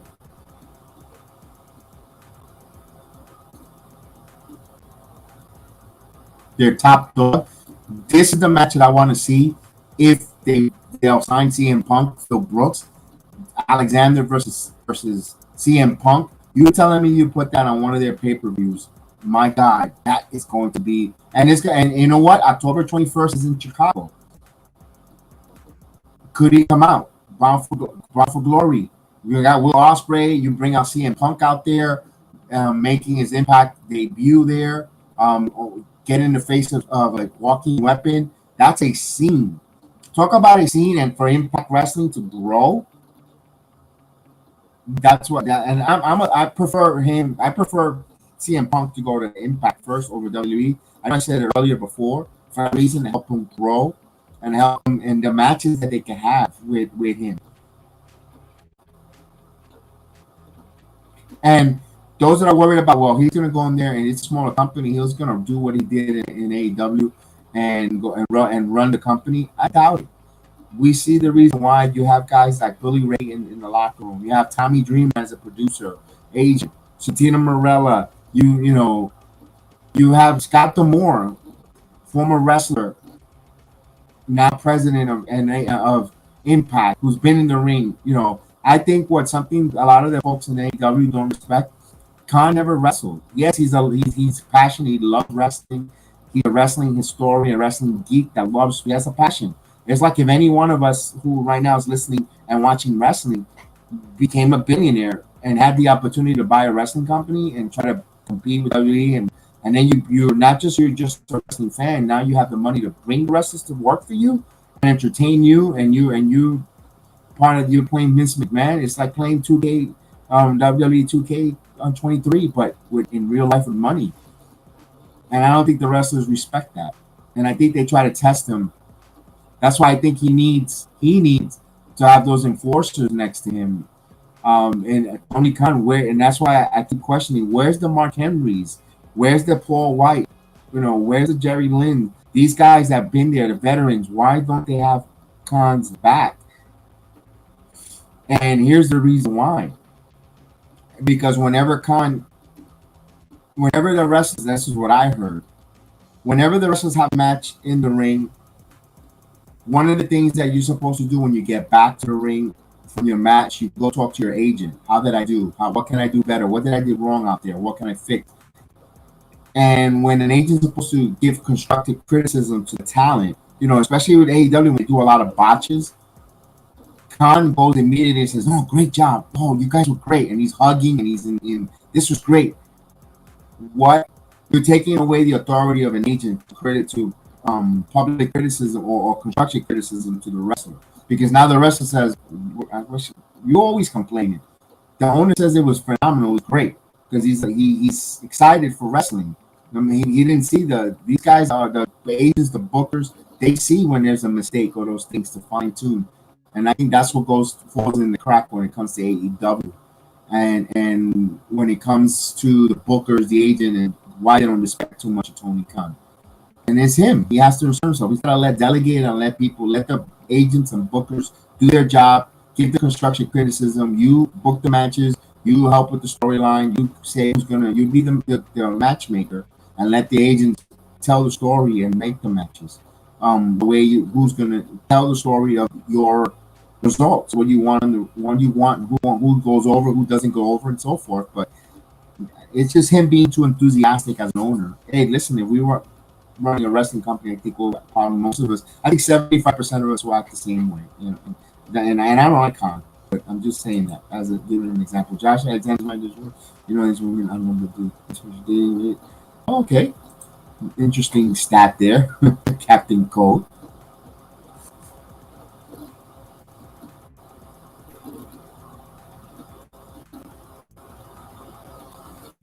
So this is Alex Shelley. What has he got? 2 months now with the world Impact World title. I don't know if Alexander will get it back. Remember, he had had an injury.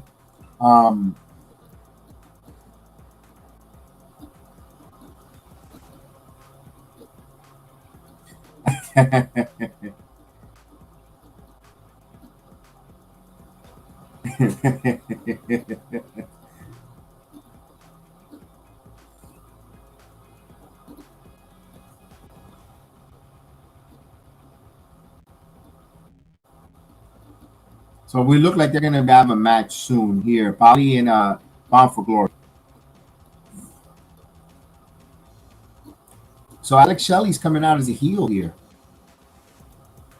taking shots at Josh Alexander.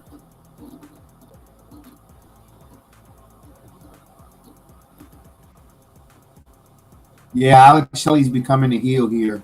So on the night tonight as champion, he's becoming a little douchey.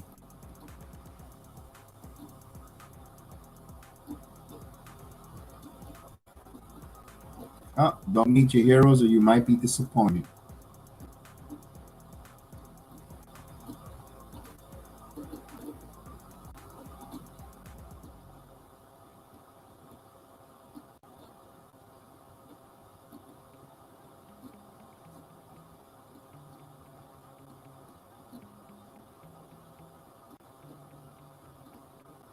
All right, so we're right now showing who did what in Impact.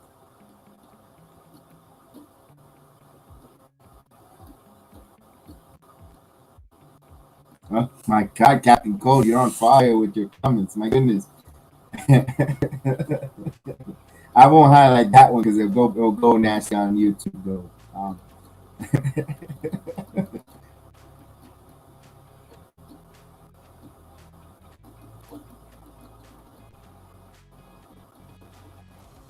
It's gonna get physical here any second now. Alex Shelley is like borderline bothered, and the promos are he's coming out real douchey heelish.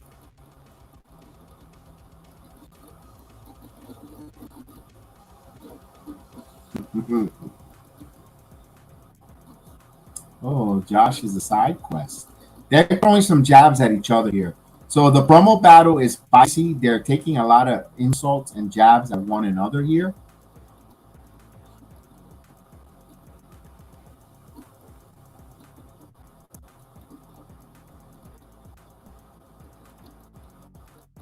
Oh, they're gonna have the match now.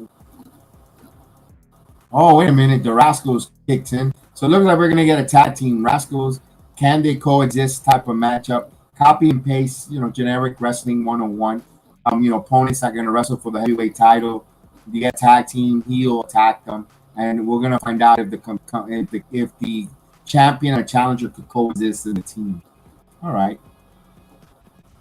Maybe an emergence. Maybe when they do Bound for Glory, they could wrestle in the pre-match, for the tag team titles against the Rascals, and then they'll fight each other at the main event. I wonder where we saw that before.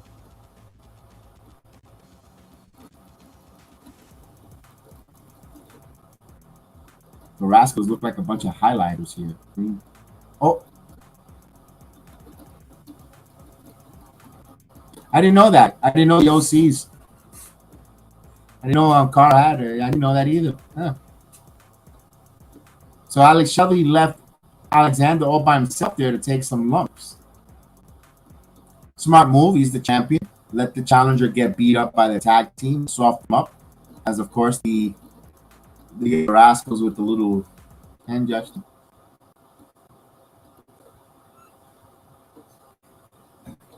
So Chris Sabin will fight Leo Rush. Remember, Chris Sabin got injured in Slammiversary, and Leo Rush took title away from him.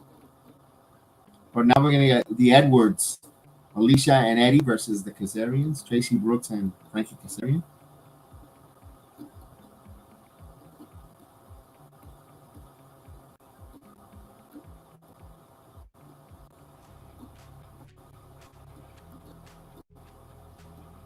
No, I didn't know that, Captain Cole. I did not. I didn't know that. If he said it, it must have went. I must have not really put a lot of stock or retained it. Be honest with you, I'm gonna be totally honest with you. I'm not gonna sugarcoat it or say yeah. No, I didn't retain that fact there. I didn't even think. When you mentioned that you sure I didn't know he made that into a gimmick. I'm pretty sure he did, but I just don't remember retaining it. Do I follow the OCs? Not too much. I am a big fan. Carl in New Japan. It's just when he won that strong championship, I want them to unleash them. The OCs the way they wrestle in New Japan. I think the WWE has them watered down personally. I think both Carl and both members of the OC, I think they're watered down in WWE. I think you got to let them be the way they are, the badass that they are in New Japan Wrestling, and even in Impact. Before they left Impact, I think they need to let them unleash them, let them go, let them wrestle, let them do the way who made them the Good Brothers, the OCs. Let them go, let them be that wrestler, let them loose. Don't hold them. Don't have them. Don't water them down. That's my opinion. And I think they do that. They really could help that tag team division have another competitive force. I don't know if they're afraid that they might get super over. I don't know why they're holding the OCs, the Good Brothers, back with their gimmick. Pretty Deadly sucks. I kind of like Pretty Deadly though. Pretty Deadly's okay. Pretty Deadly's good. They're shenanigans. They remind me of the two squirrels from the Warner Brothers, or that they were Philip and Terrence and Philip and Terrence. The two squirrels. They remind me of That's Pretty Deadly. They're like not like Chip and Dales. They're like the squirrels from the Warner Brothers. That rascally type. They're terrible wrestlers, but their gimmick, the way they win, the way they tell a story, Pretty Deadly is not bad. Are they FTRs? Hell no. No, not any maniacs. Not out of maniacs. Not out of maniacs. There was these two squirrels from the Warner Brothers. I had the picture too, and it's not on this computer though. It's on my other computer. I had the picture there, and I remember saying, "Look, that's the copy. That's Pretty Deadly." Oh, Phillips. Oh, Phillips. It was like a chickmunk. It was a chickmunk or squirrel. It wasn't Chippendale. They were from Warner Brothers.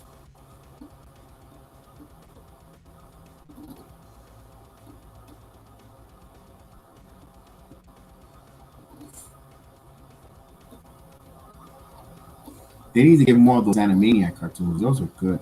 Nia Jax back in WWE, listed as the number 2 heel. Yes, indeed. What's your thoughts of Nia Jax returning here? I think it works because especially if Judgment Day wants to now try to take on the Bloodline members, you know, trying to pick them off or start beef with the Bloodline. I don't know. I don't know if they'll get back together. Bloodline for War Games coming up, but you have Nia Jax, who is part of the Anonoli family, the Fatu Anonoli family, the Samoan dynasty. It kind of if they were to make a where they all team up, definitely have that there for War Games.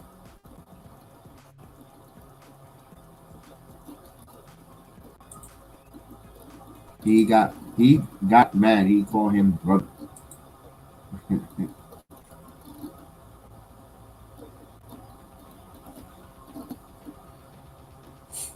So let me say this with Nia Jax, number 2 heel in the company.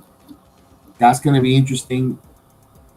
The only thing I feel kind of bad for is Raquel, because then that means to me it's just telling me that Raquel's gonna win the Royal Rumble. It feels like Raquel will get a WrestleMania moment finally, and I think she will win the Royal Rumble.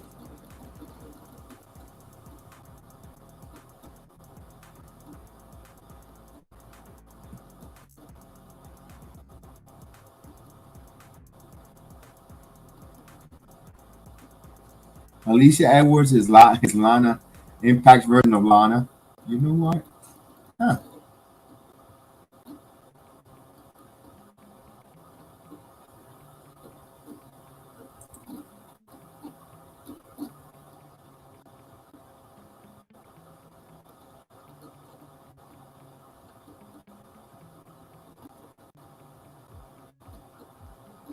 Well, ooh, wants a rematch with Tommy Dreamer.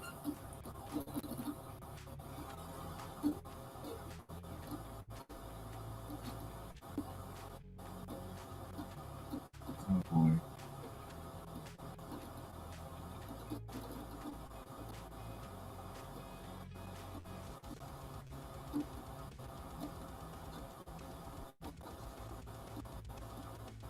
So Santino's making up all these matches for next week, which is probably going to be the taping. So it's going to be a 2-part 1,000 episode. Okay, because we got half hour left, so we're not going to see the 6 man. We're not going to see the 10-woman match tonight. All right, so it's Eddie Edwards and Lana Edwards, Alicia Edwards,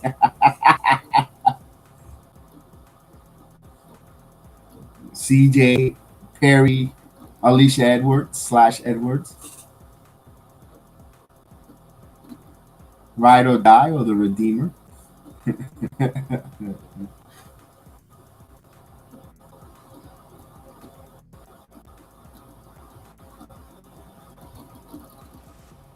had a good match with Trinity.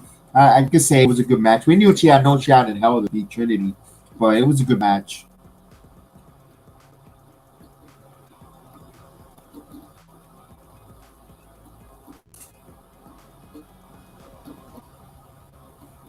Yep, Mid South Mayhem.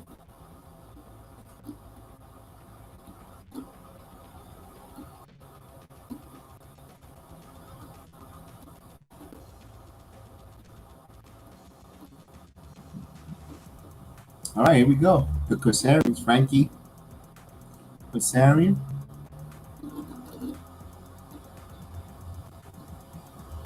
and his wife,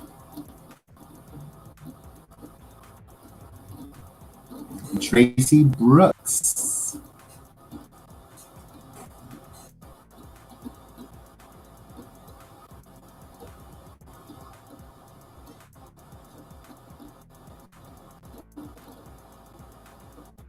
And we see Frankie Kazarian very happy to be in Impact Wrestling. You could tell that he was not happy with his time in AEW. He verbally said it himself. Happy that he was out of there. All right, Tracy Brooks now.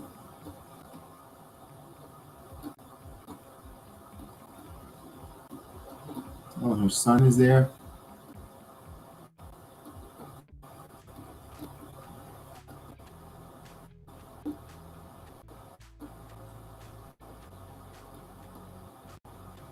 Oh gosh, so the kids are in ringside, and they're not gonna do. Hopefully, they don't do a Walter, a Gunther now, and Chad Gable have them crying. Poor little girls. Teach them early about disappointment. Teach them early.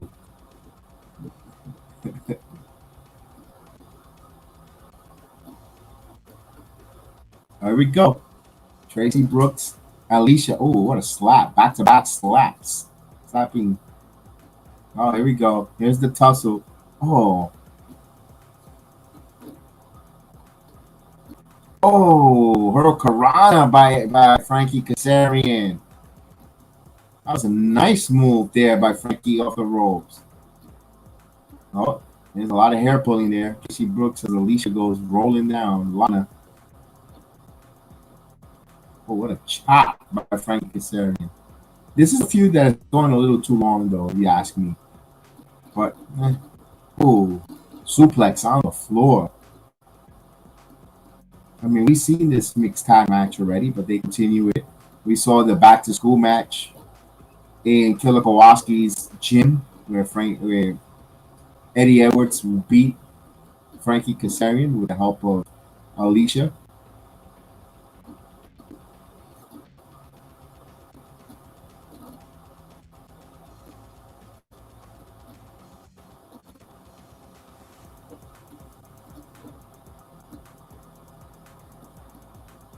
Oh, tag. Now, not too sure of their mixed tag team match. Yeah, you could go men. You could go intergender here, men versus women. Unlike in the other rest in WWE, I believe the male gets tagged in. The male has to be with male, and the female wrestles with female. Oh, what a slap there by Tracy underneath and tag for Kazarian. Oh, Kazarian now. Oh, nice move there. Frankie with some good right hands here. Oh, what a knee by Alicia. Oh, Blue Thunder Bomb there by Eddie Edwards. Oh, we're going to commercial break.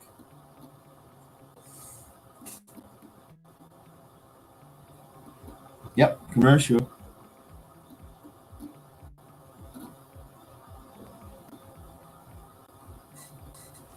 Oh, half hour left here. Half hour left. We're almost down to the heads. At least for night one.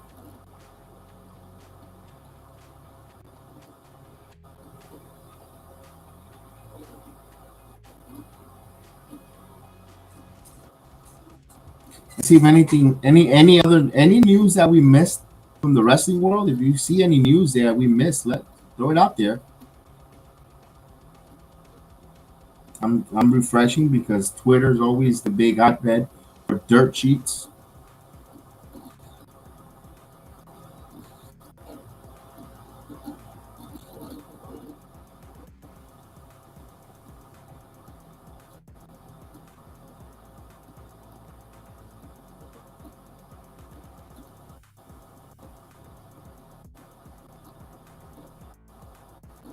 Let's see.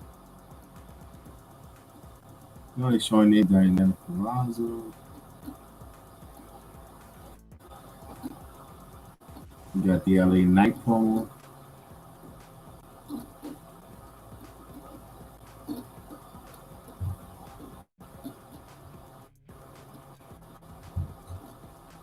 Well, if you go on Twitter X, you see the heartfelt goodbye between Jay Cargill and Statlander. They shake hands and then they hug, and Jay embraces with a hug with a tear. So yeah, it looks like she's done. It looks like she is done. So the internet rumors are starting to swirl. Too bad no one got to saw it there. I mean, it was an empty arena. Jay is leaving, and of course with a little tear. Yeah, she's done. Wow, those rumors are confirmed. Again, I have to wait to see it, but wow. Huh. Hey, what is up? What do you guys thought of the PW Inside? PW 500 came out. Top 500 wrestlers of wrestling. The top 3 are all Shield members. Shield members from Moxley to Roman Reigns, number 2, and Seth freaking Rollins, the number 1 wrestler in PW Inside. I know a lot of people had a lot of did not like that list. They were complaining.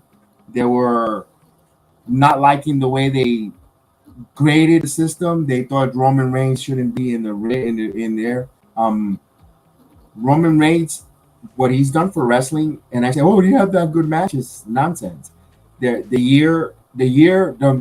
matches that Roman had, they're all memorable. Starting with the Royal Rumble with Kevin Owens, beating Kevin Owens, Sami Zayn turning on the bloodline at January. The match he had, the story Roman brought us there on the Rumble, followed by Elimination Chamber in Montreal, going into Montreal against a hot Sami Zayn with the crowd all over and beating him. Then the WrestleMania moment with Cody Rhodes, beating Cody Rhodes, where we didn't think he was going to do. Everyone thought it would be the end of the Tribal Chief, and then the slowly crumbling of the bloodline at the Saudi show at Night of Champions, getting pinned, elevating his cousins, and all that, and where we are now for the year with Roman Reigns.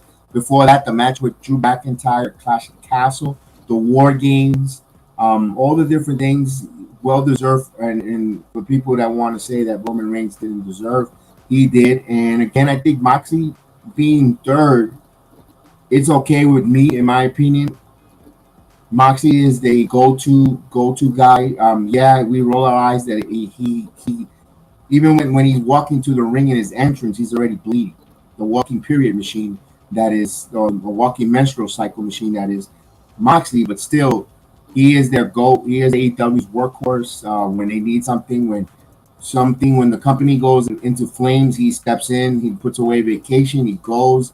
So yeah, you can see where you could argue. I know people want to see Gunther be the number 3, or number 2 wrestler, where he's done for the Intercontinental title, the longest reigning Intercontinental champion in WWE history. You could have an argument for Gunther if you wanted to. What a chop there by Eddie Edwards! I heard that all the way. Wow, that was loud. So the PW Inside, it's a couple of folks, it's a couple of people's point of view. Also remember, they have to try to sell this magazine. You put a Seth freaking Rollins on the cover, it's going to sell. Roman was on the cover last year. You put them 2 years in a row. I don't know if they'll sell that many magazines. It's also a magazine. It's also marketing.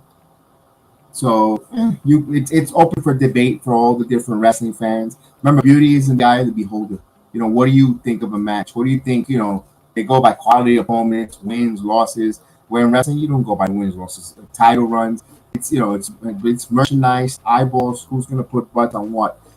Seth freaking Rollins spent a whole year before becoming world champion.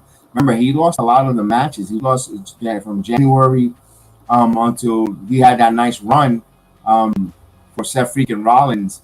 He how many pay-per-views in a row did he lose? I remember he lost that trilogy to Cody before that, and he didn't have a WrestleMania opponent because he kept losing and all this and that. And now look at Seth freaking Rollins, the workhorse that he is. So you could debate that all you want.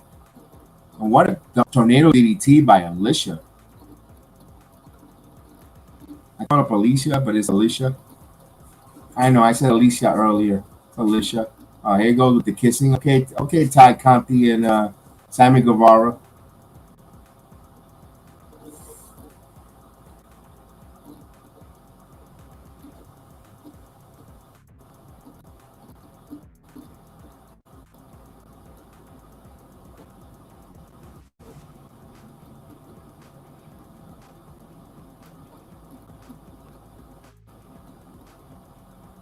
Oh, what a chop by Frankie Kazarian. Oh, double arm.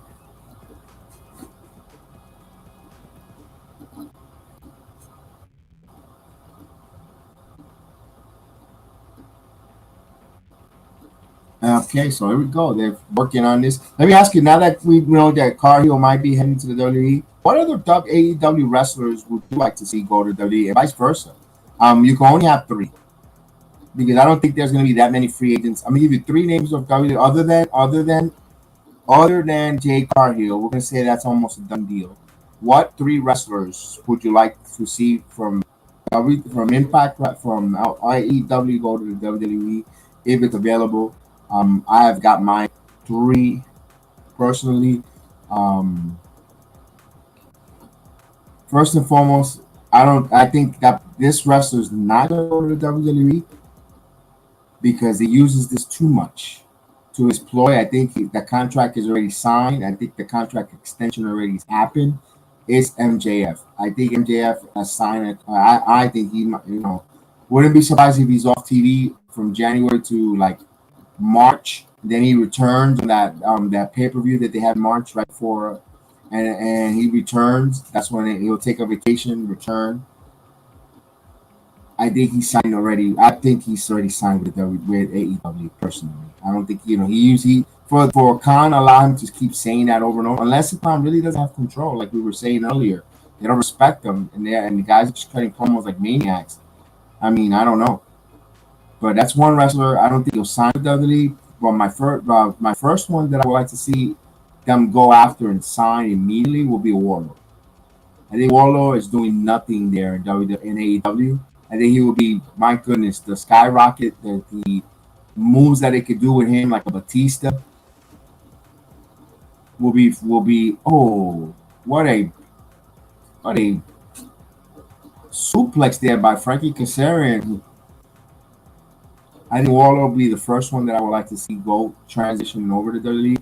Second will be Ricky Starks. I think Ricky Starks has the charisma that I think he will be phenomenal in the WWE. He's also good friends with Cody Rhodes. Good friends, best friends. We know that he was there last time, I believe, in WrestleMania. The pictures were surfacing from the trailer. When he was in his trailer, he went to support his friend. A lot of these wrestlers are backstage in these shows. I mean, how many times has Dolph Ziggler's been in AEW's backstage, visiting his brother and so forth? And so I've got right now Warlord, Ricky Starks, and my third wrestler, and I think it'll be MJF, but I think MJF. Well, what are they doing here? Ooh, Tracy raking the eyes here, and Tracy now with a Hurricane. No, face buster. Oh, what a knee by Frankie Kazarian. Oh no, is Alicia with the pin. Oh, kick out by Tracy. So my third wrestler would be MJF, but I don't think she'll go. I don't think she'll go. Is this a muscle buster?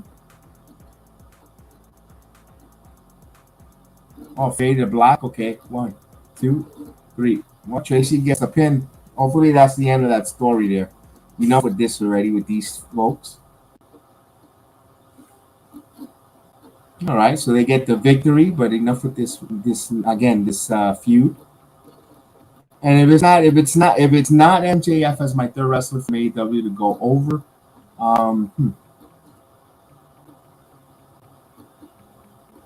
trying to think of who would I like to see in WWE return.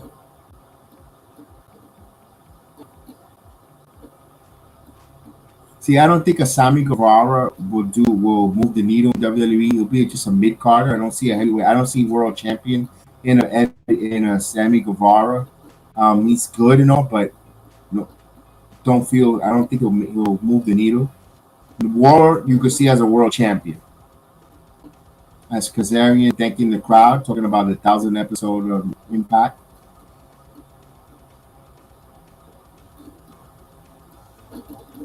Oh, we got a video package. Let's see. Hold on. Let me stop with my thought here. Let's see who's on the video package.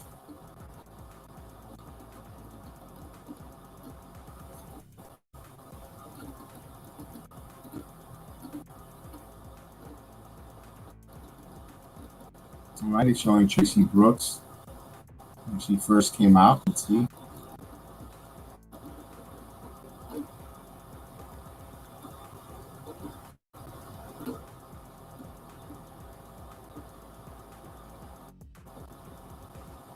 Let's see what else. Okay, they're showing the ladies there. Nostalgia. They bring their son to the ring.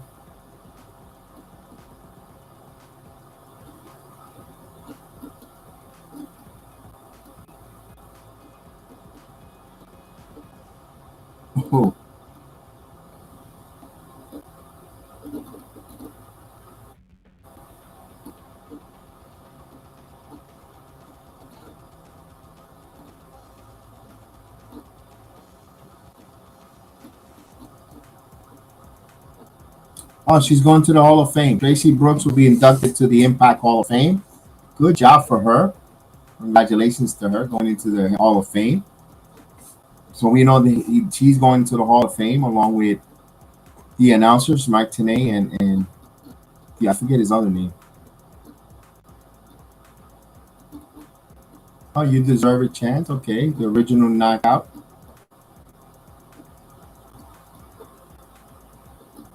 And good for her going into the Impact Hall of Fame. I actually like that and that TNA has a Hall of Fame. That's cool.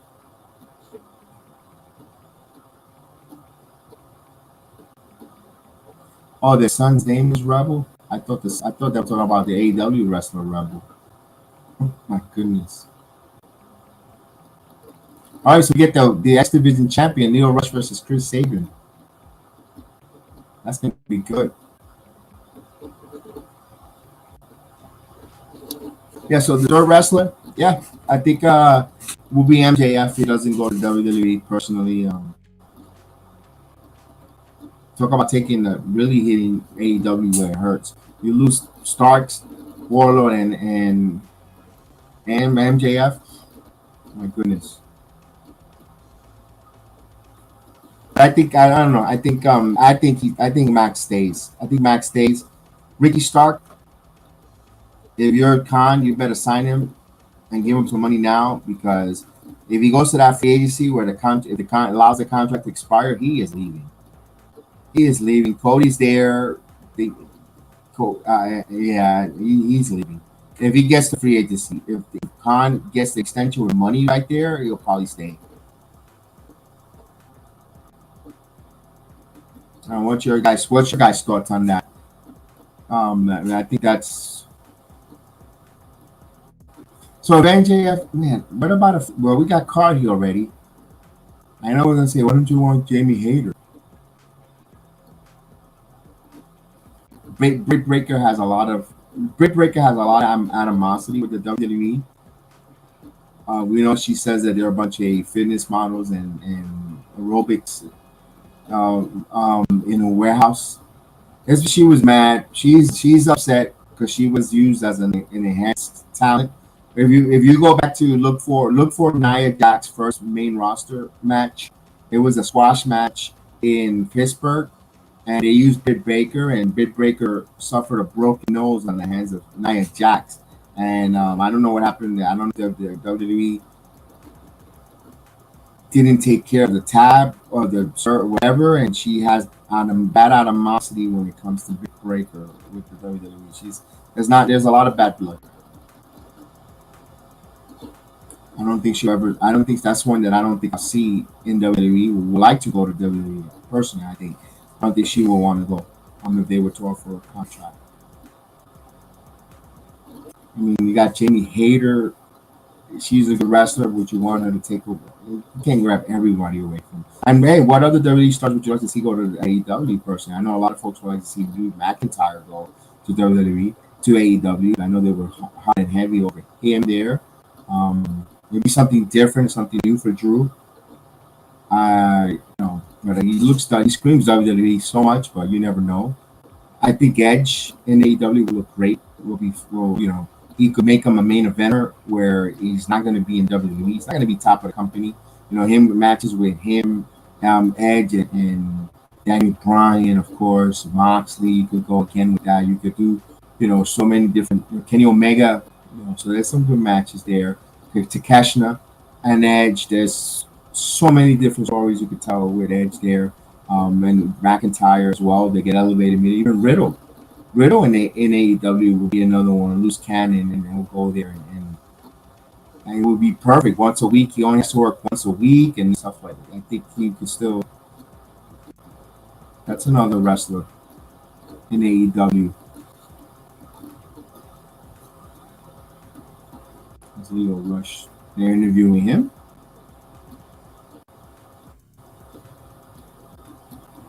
Women's division, who will go to AEW to make an impact there?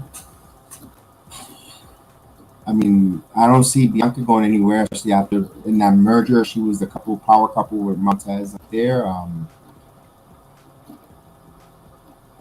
Oscar looks like she's about to retire. They gave vibes over the weekend on a house show with Charlotte, like she's retiring or leaving, or I'm not in the near future. You know what? I wouldn't. I think Charlotte Flair in AEW, where she could actually go to AEW and her husband's there, where even if her contract expires, she won't get blowback by the WWE because she's the daughter of a legend. And she ends up in AEW. That's a big get for AEW, for Charlotte and AEW.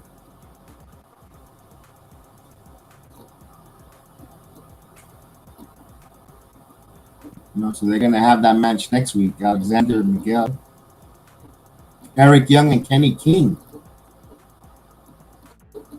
Jake Something and Dirty Dangle. They're finally gonna wrestle here with Alpha Bravo, the fake Shield member. And then we get the results of the Feast of Fire results. Let's go.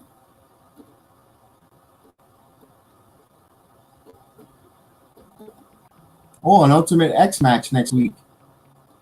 All right. We're going to get to see Speedball Mike Bailey. I like it. Alan Angel. And, of course, the 10-woman match. That's going to be the main event that will close the show next week. So this is going to be a 2-week thing. All right.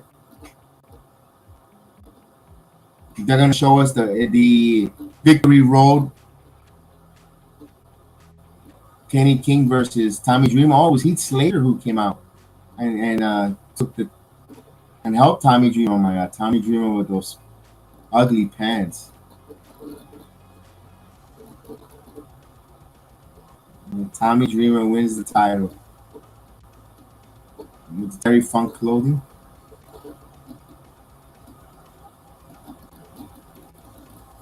Oh God, Tommy Dreamer.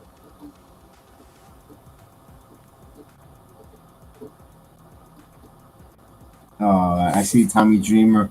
Couldn't believe he was a kid out of Yonkers, New York, who used to deliver pizza.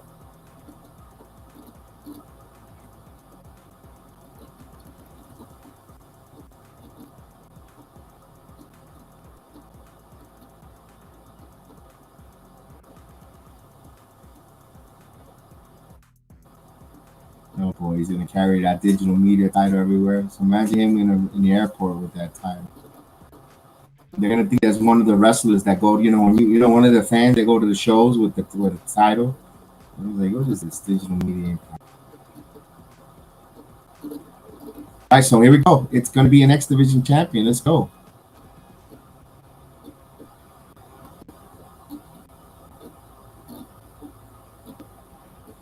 Sabins won 3 straight matches. Let's go. So it's Chris Sabin versus Lio Rush. 5 minutes left.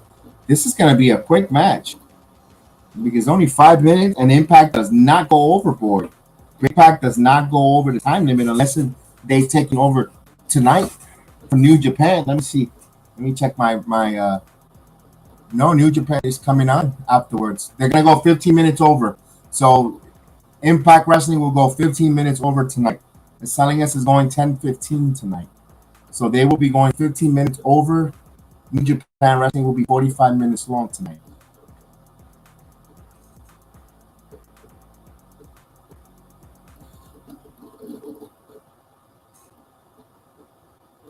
Oh, it'll be commercial free too. Let's go.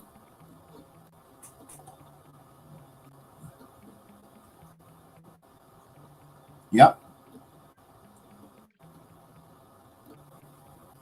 Here comes Lio Rush now.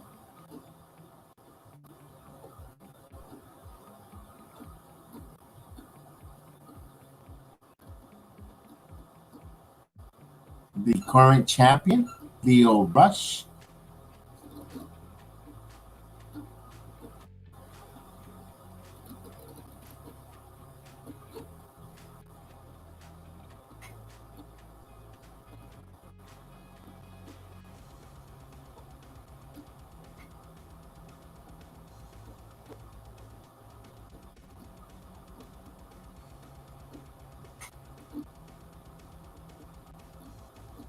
All right, here we go. Will Ospreay. Don't see him back again.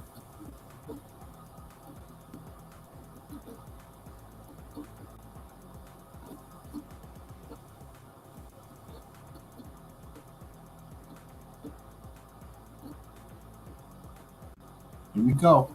Main event time. Let's go, Leo. Get this match going.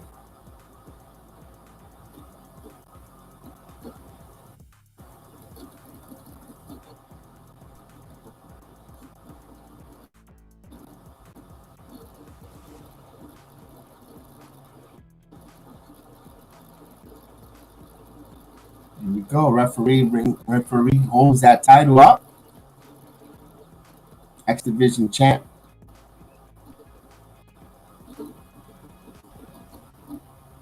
All right, here we go. Sabin, Leo Rush. Nobody got attacked like the first time in Slammiversary. It's going to be a one-on-one where I think Sabin did suffer a neck injury or head injury. Leo Rush becoming a slick son of a gun there. Using his speed there. Frustrating the champion, the former champion.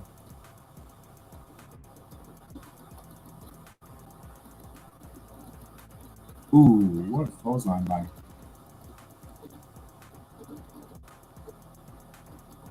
Oh, this is moving quick. What a nice. Oh, he got him with that suicide dive. Similar move that he got him last time. Last time, good time that he fell the correct way. Last time, Sabin hit his head on the floor. I keep saying the machine guns. I got an AEW shirt in the house.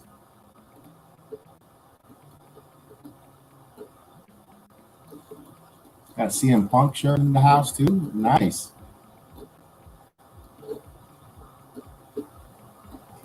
That guy in the red shirt is always there in the different Impact. He's in Canada now. He's sitting there. He must be part of the wrestling community, wrestling media community.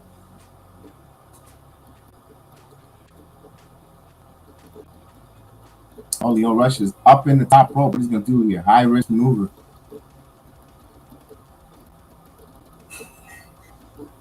He is so cocky. Oh, no. Check me again now. The repeat again? Come on.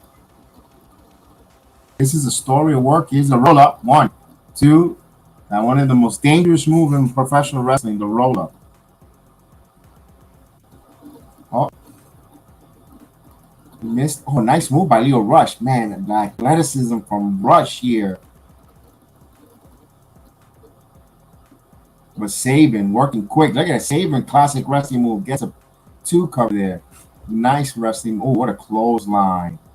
Nasty clothesline. You could see that. Leo Rush ate that one. Oh. Crowd is invested here. Oh, he's going to unleash some punches here in the corner. He's in trouble now. 9 there. Shelly. Oh, what a chop. I keep calling him Shelly. It's Sabin. I keep calling him Shelly. I know. I caught myself again.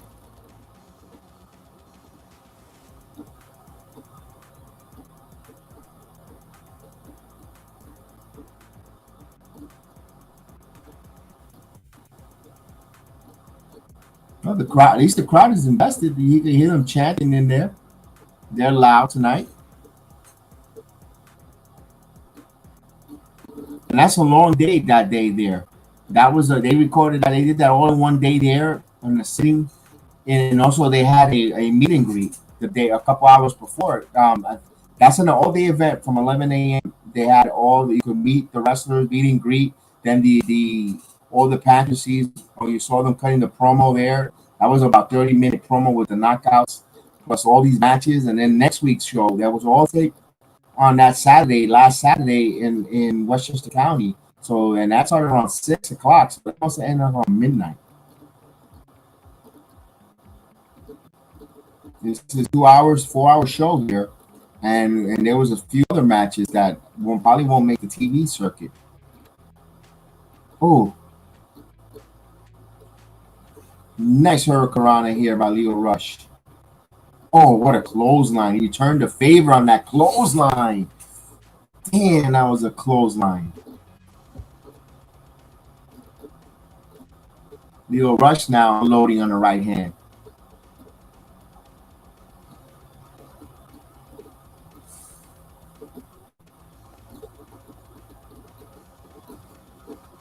Also, next week we can find out who's gonna get fired and who's gonna get the title opportunities. That's gonna be interesting when they open up those briefcases, the pink slip. We got Moose. Moose has a Moose. Oh, Yoya. I think he's gonna get fired. I think Yoya is gonna get fired because I think Henry works on. I think Yoya is getting fired, guys. Yeah, now I'm like wondering who's gonna get the firing. It's gonna be Yoya.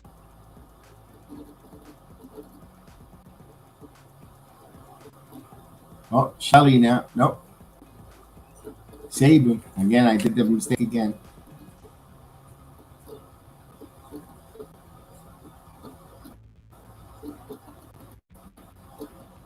Nope. Oh. He drives Saban down. Let's go for pin 1. 2. Ooh, 2.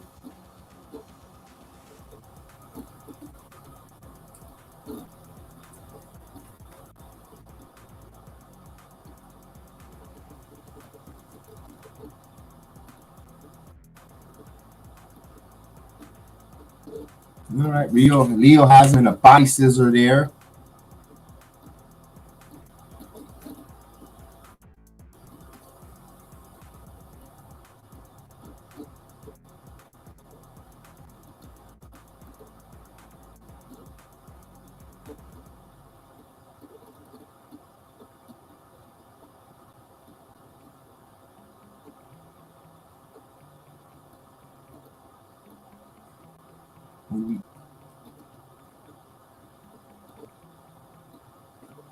We got another 10 minutes before this match is done. There's a lot of action going on here. It's an Irish hook. Oh, in the corner. Nope, Saban. What's Saban going to do from the top rope? Missile drop kick. Nice missile drop kick. Nice sell there by Leo Rush. He sold that missile drop kick really nice. Good execution on both wrestlers. The sell, the registry and the sell there. Nice job there.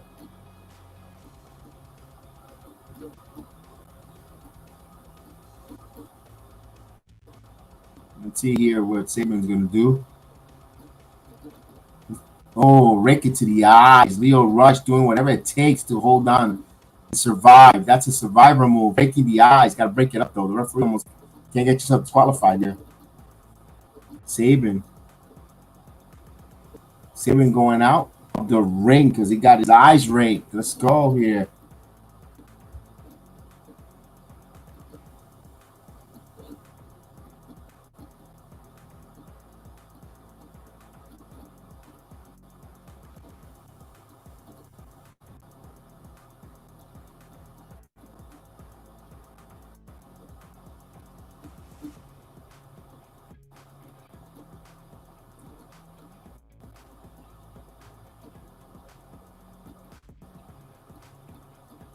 All right, so here we go. We got some news, some wrestling news. There was a internal that was sent out internally with the WWE as part of the transition that there will be some layoffs. I was told that employees to remotely work tomorrow as the company will begin post-endeavor acquisition layoffs. So usually the corporate people gets the axe.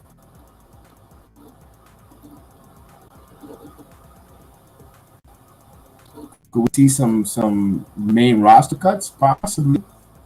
We already know, and don't be surprised. The Dyads are no longer part of the WWE. Grizzly Young Veterans, Fowler and Jagger, no longer with the NXT brand. They are released. They're done for their contract, so they're gone from the company. They asked for a release months ago and were denied that, and now they're now that the merger and all, they're no longer part of the WWE brand. You'll see them part of AEW, I believe, unless if they sign with Impact. But I think they'll sign with AEW before Impact Wrestling because they can use them in the Ring of Honor as well as Dynamite. They'll come in and The rest of the AEW crowd will act like they're the greatest thing since sliced bread for 2 weeks, and then they'll put them on Ring of Honor. Man, oof, kick out there. A good tag team, by the way. They're a good tag team. WWE layoffs expected tomorrow. Not a good one.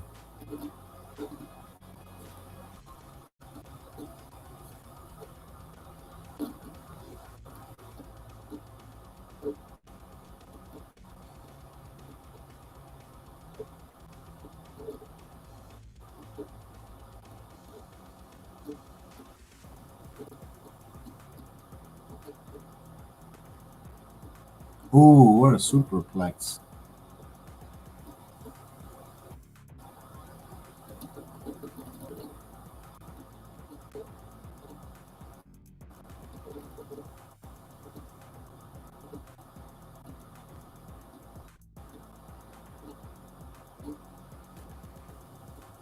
It'll be interesting. It'll be interesting to see what the WWE layoffs will be tomorrow. Who and what. Look at this is awesome chant by the crowd. All right, the first one of the night. Should be wrapping up soon.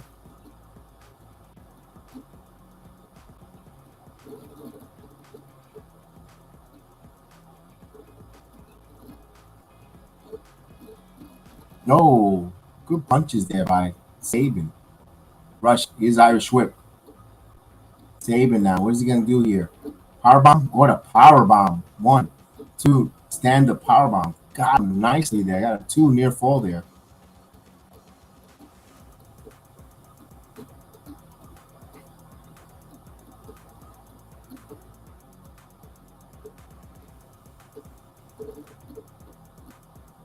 Ooh, what a boot. There you go. Sabin. Nope. Oh, what a super kick delivered. Sabin now. He got a submission on Rush. Is he gonna tap? Is he gonna tap here? Is he gonna tap?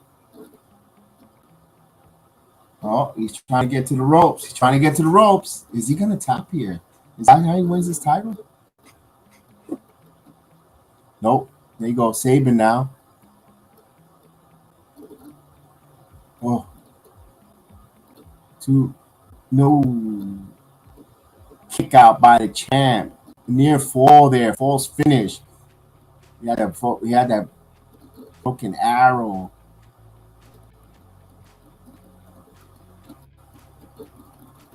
Oh, what a clothesline. He bended him.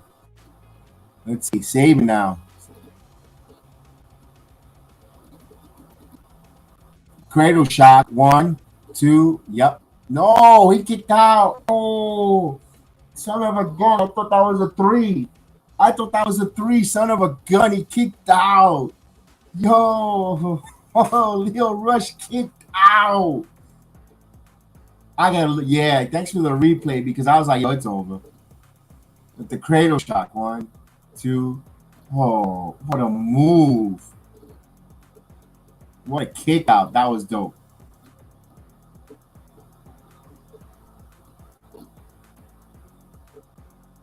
Sabin does not know what else he's going to put Leo Rush in to try to end this here. He's got him. Oh, wait a minute. Both men are on the top rope here. What is he going to do here? Oh. Chris Sabin is crazy here. What is he doing? He's got him in a fireman carry on the second rope. High risk. No, Leo Rush now trying to break some elbows there. Rush again, a handful of eyes there.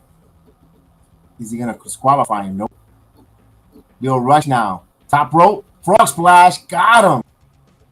Got him with a nice frog splash, but he's taking 2 time now. Let's go. 1, 2. No. Kick out at 2. He took a long time for that frog splash. He bounced pretty high off of Sabin and took a while to get back and get that pin. Oh, that was a beautiful frog splash. Good sell there, though, on Leo Rush, though. All right, this is the wrap-up part. They're going to wrap it up right here now. This is the go home part because they got to go off the air in 3 minutes. Here we go. The go home.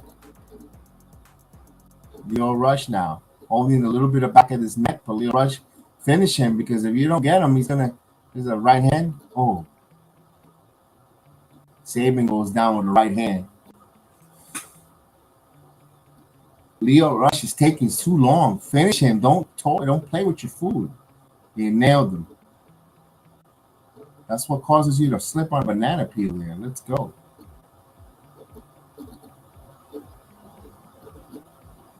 Oh, Sabin now. Sabin now with some. Oh, Sabin unleashing some nasty elbows and some right hands. Sabin is feeling it now. Sabin is feeling it. He's got a second win. He's feeling it. It gets the claps on the energy of the crowd. Now the crowd is getting a clap on. Uh-oh, Lio now. Oh, nice move. Rush now with some arsenal. Oh, another strikes. Look at these strikes by Lio Rush. Nope. Oh, super kick. What a super kick. Sabin. Oh, the knockout punch. Shell shock.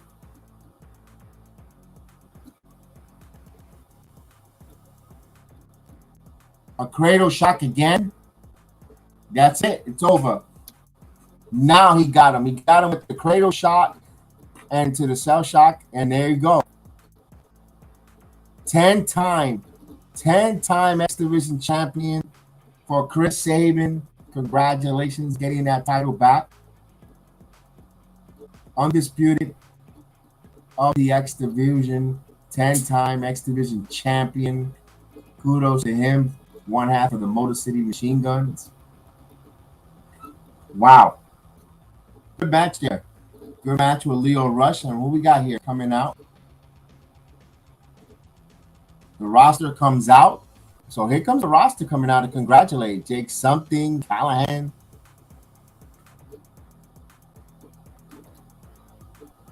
Nice. That's a nice gesture. Slater. So they're all congratulating the veteran. Nice moment. And they put him on the shoulder as a true champion. There we go. What a way to go off the air. So I'd like to see the locker room come out and support. Nice. All right. So that is Impact Wrestling tonight. Not bad there for the 1,000th episode.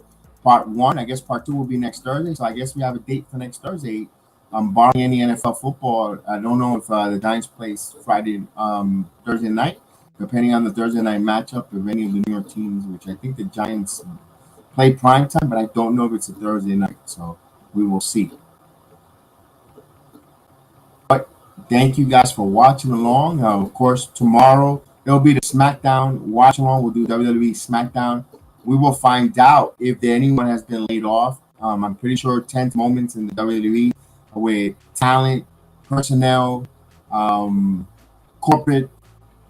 A lot of nervous time tomorrow. It'll be like you could say September 15th is a Black Friday, Pixlet Friday for the longtime WWE company members or NXT wrestlers. You know, they haven't cut the mustard. Names that we've seen, might get a release. Hopefully not, but we'll see there. So thank you guys for joining me tonight. We thank you. Hit that like button, of course. Well, thank you for subscribing. We appreciate you guys, man. Have a blessed night. Thank you, AJ. Captain Code with his cold takes. Thank you, Captain Code there.